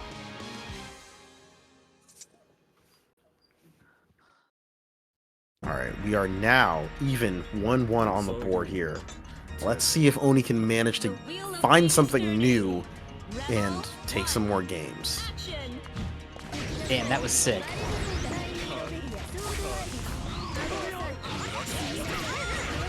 Damn, I'm just very hyped from like watching that there. That makes me really want to play Ragnar. That was so cool.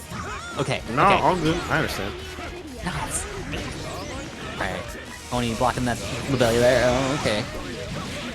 Overdrive cancels while the wind was coming in. So that way that was so sick. Yeah. Unfortunately, didn't get the full combo out of it. Sorry, you were trying to say? Oh, nothing. Don't worry about it. Right now, we gotta just deal with Rachel's zoning. So many things on the screen with all sorts of different effects. We gotta deal with that? Nah, Oni gotta deal with that. We're on the sidelines, dog. Seriously. This is someone else's suffering right now. I'm just here to make it look more entertaining for someone else to suffer. Barely not enough meter for a super right there in order to finish things off. Yeah, RCC gets the follow-up afterwards. Activates Overdrive as well. Gonna take on a lot of damage here. No, it is confirmed. Okay. Here we go. Can this kill? Yes. Time will tell. Jesus, Let's go. come on, squeezing out all the damage possible. Yo, that was all off of the whatever the overdrive is there we are conversing for. No, that's not Inferno Divider. Carnage Scissors. That was all off of the Carnage Scissor RP. So like Oni knew that this was the one chance, one shot to get in and do it and capitalize on it afterwards. That was so sick. See ya. Tap with a two-way. Catches with a throw afterwards. Okay. I'm on burst. right on the 2 ways. Okay. Oh, let's go. Oh, that 60 caught some mash. Has bar available and overdrive. No resources for Chupabaka. Nice. Oni with the momentum. All the momentum in the world. Cleaving through. I mean, yeah, and they're putting themselves in losers finals already. Yeah. This is so sick.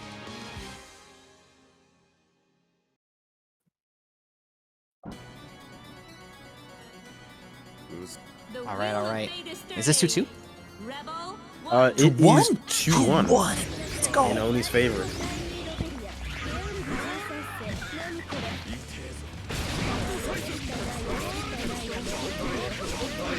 Okay, gets the All right. throw, which gets rid of Rachel. Checks with the 2As there. Unfortunately, with one too many, not quite able to make the confirm work afterwards. Yeah. Clarify, Okay. sorry. The throw gets rid of George, not Rachel. It will be funny. This throw gets rid of Rachel. does the Kokonoiken anger. Seriously. Backdash it away there from the kick. No contact. Here we go. Okay, got the confirm. No, we're not gonna confirm yet. No. We're holding that.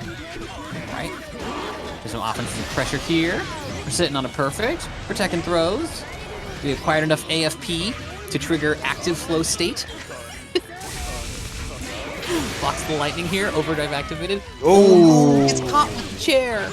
Aw. This is rough. My cat the chair electrocutes people? New light novel. I was about to make that exact comment. Alright, Oni takes the round and places themselves at set point here at Losers Finals for our BostonBlueBeat Weekly. Counter at 5B, no punish. The patience. Nice. Nice. Chupabaka trying to display that they too can block. However, they could not block enough. Only here on the offense, coming in hard, coming in fast. And I feel like he's just waiting on an overdrive to come out here from Chupabaka. Instead, baits a burst. Drops the combo. Picks up a new one, however, active flow is now triggered. But still, 100 bar.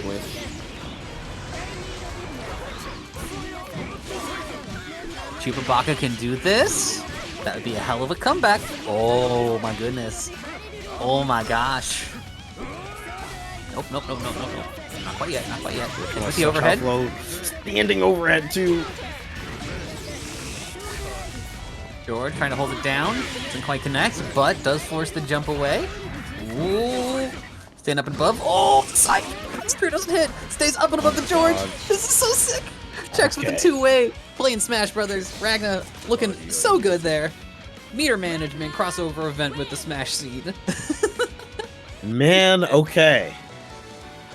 Through thick and thin, Oni manages to take it sick. 3-0 versus Chupabaka. 3-1. 3-1.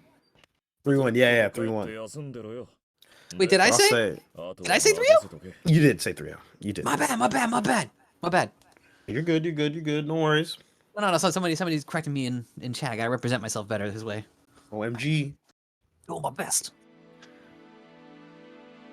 All right, now we've got a matchup that I think is relatively familiar with both players. This will be Oni versus Dawn. Yeah. Oh, this is gonna be some nice and meat and potatoes type gameplay. This is gonna be a nice soup by the campfire, and then the soup spills as a dual BIOS comes across the screen. Please select your character. That's how I feel about it. Ragna the Blood Edge. Relius Clover.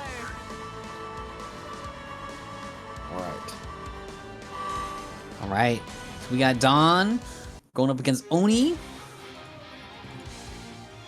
Once again, this is Grand Finals. This is for all the marbles here at BostonBlueBeat's online weekly here today.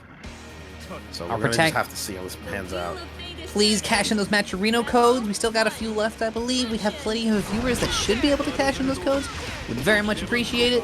However, let's get into the action here. Oh, they both chose the same color palette on this red stage. God bless. Let's go. The IVs. Overdrive activates. Woo. Nice block there. Ambiguous stuff with the crossover. Nice. Catches the swirl with the scythe afterward for the confirm. Let's go. There it is. Dawn's been kind of coming back to that old habit of using a lot of lead lay in the middle of pressure for bigger gaps or repressure attempts in general. So very good. Very good on Oni in order to just kind of show the option that beats it relatively early to start dissuading its usage. Yeah, exactly. That then, as we talked about before, once the option is shown and the counterplay has been shown, and now it's part of the mental stack. It's part of the equation. So the sooner you can get that in there, the sooner it can start having an impact. I mean, you're exactly right. There's nothing more. No, you got it. Let's do it. Checking with the two-way there. Oh, patience. Nice. Tries to catch with the backdash JA. Unfortunately, didn't work out. Bursts out.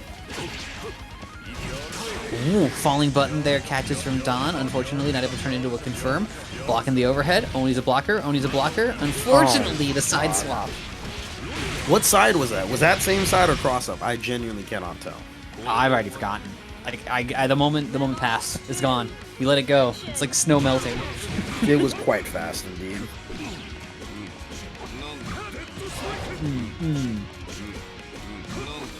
Alright. Nice 2-hit pressure is going to lead to Dawn being in the corner. But an immediate burst on any hit that is stronger than that. Dawn looking rock solid. Impenetrable even. Alright, Rising JC doesn't work out, but Ignis helps pick up off the crush trigger, yes. 3C, but just too late in their Ignis recall animation there. They get caught by Ragnar's DP. Oh, Oni? Oni with a lot of bar now. One more touch, probably.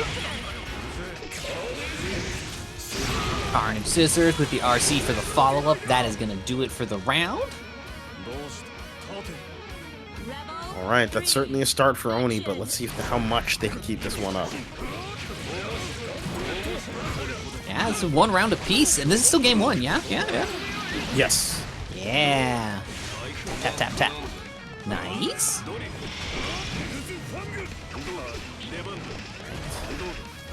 Nice comp plays from both players. Not Scramble City quite yet. Yeah, this doesn't go for...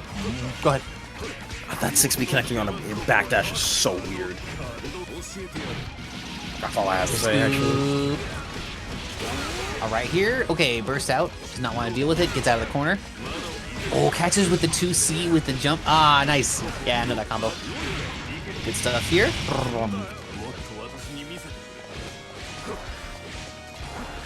Drew holds it down, buying a little bit of space with Ignis. Got a good chunk of bar here with the old ball and chain. Ooh, no, that felt gross to say. Oh no, deleting that one from my link. The Astral. Oh my god, this is the first Astral we've had of the night. Oh, excuse me? Believe me, there are far crazier ones. Have you not seen Relius's Astral? No. So it's different on each character. Oh goodness. And let's just say you should watch that on your own time, because it is there's some sprites. Noted. Understood. Yes. The wheel of fate is turning. Rebel 1. All right. Well, we'll deal with the implications of the other ones some other time. Right now, all we have to worry about is seeing Ragna stretch out across the examination table again. Yeah, I don't know what I'm less. gonna call that. It's all good. Don't worry about it too much. Right now, it's Relius and Ignis. They're having a blast. Oh, I beating am. somebody up. Ooh, nice Exceed Excel here. Okay. Tap, tap. Nothing out of it though. Nice little swirl there. That's up the dual BIOS. Can't fuzzy jump in time to deal with it, but oh my god, throw, yeah. It's devious. That is one thing that there's a lot of very straightforward layering you can do with that. Like, and I don't mean straightforward in a negative capacity whatsoever in this context. Oh yeah, I mean for sure. Like Relius in general is a character that in theory can take advantage of TRMing like really well and all that jazz. Like, there's a lot of Oh, that dash back Relius over. is fast character. Yeah, that one was messed up. Action.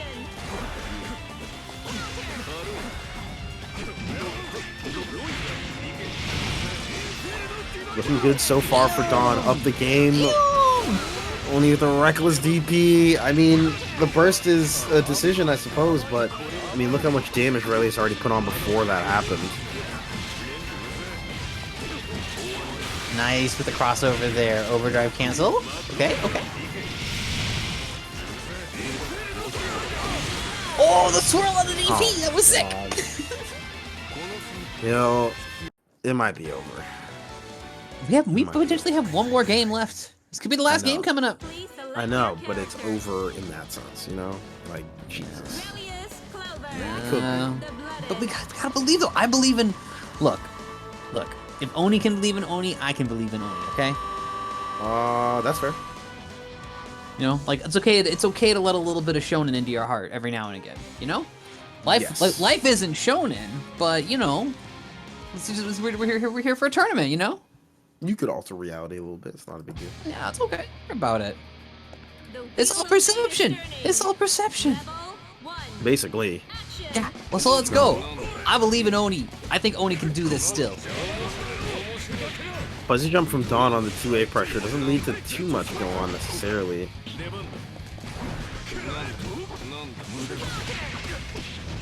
Alright, counter it right now. Oh, damn, that confirm was nice. Okay. Alright, there's the D-summon, but no challenge. Again, nobody today has really been Good. challenging the like D-summon attempts from Dawn here today. Yeah. There we go. Okay, counter assault. That's fine. That's just some bar. That's just some bar spin. It's okay. You're not hurt. Nice with the DP here.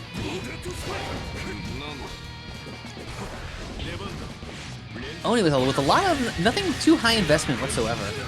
Unfortunately, gets clipped by Ignis there. This looks like a bit of a juicy starter here. Ooh, just breaking 4K. Good this far. Ooh. Not Can't quite quite in get the range too for far. Jeez.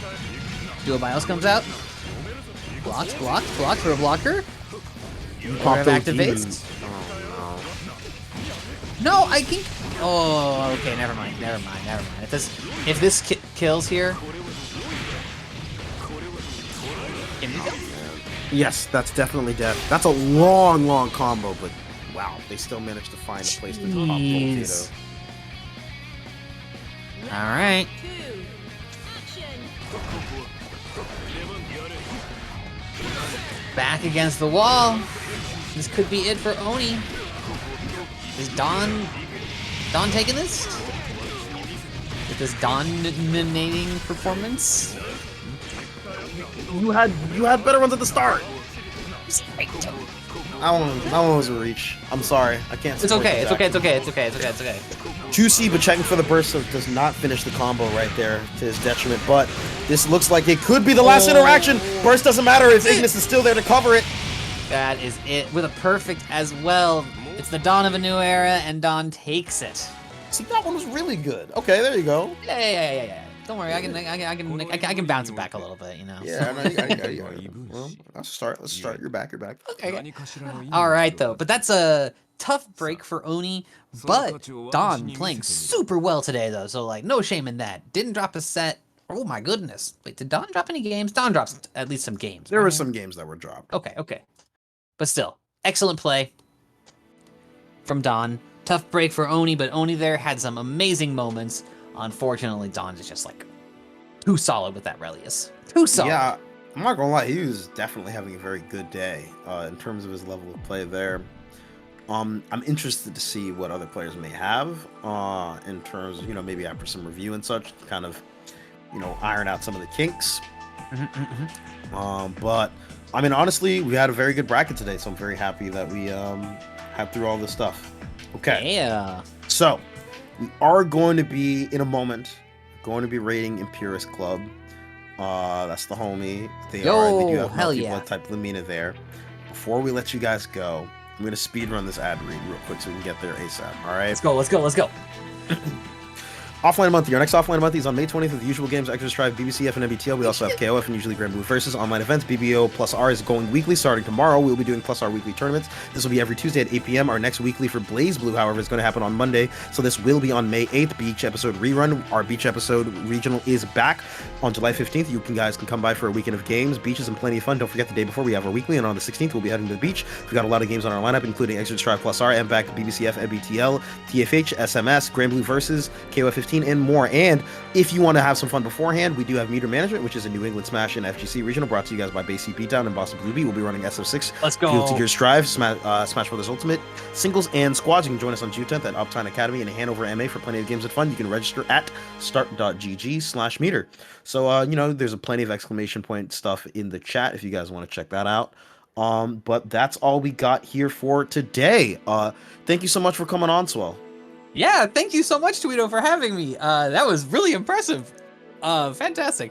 I'm at SwellGGs on Twitter if you want to give me a follow. Talk about fighting games and gay shit. Thank you very much for having me, BostonBlueBeat. Y'all are always a delight. This was a lot of fun tonight, Tweedo. Yeah, a lot of fun with you as well. Thank you for our production and TOs as well for, Big ups for to the holding TOs down on and this- production. yeah, holding down on the stream as well as doing the bracket running. We do appreciate that a ton. Thank you guys. Okay. Goodbye. The raid has started. We are leaving now. So bye. Much love. Be good to yourselves. Give yourself a treat tonight before you go to sleep.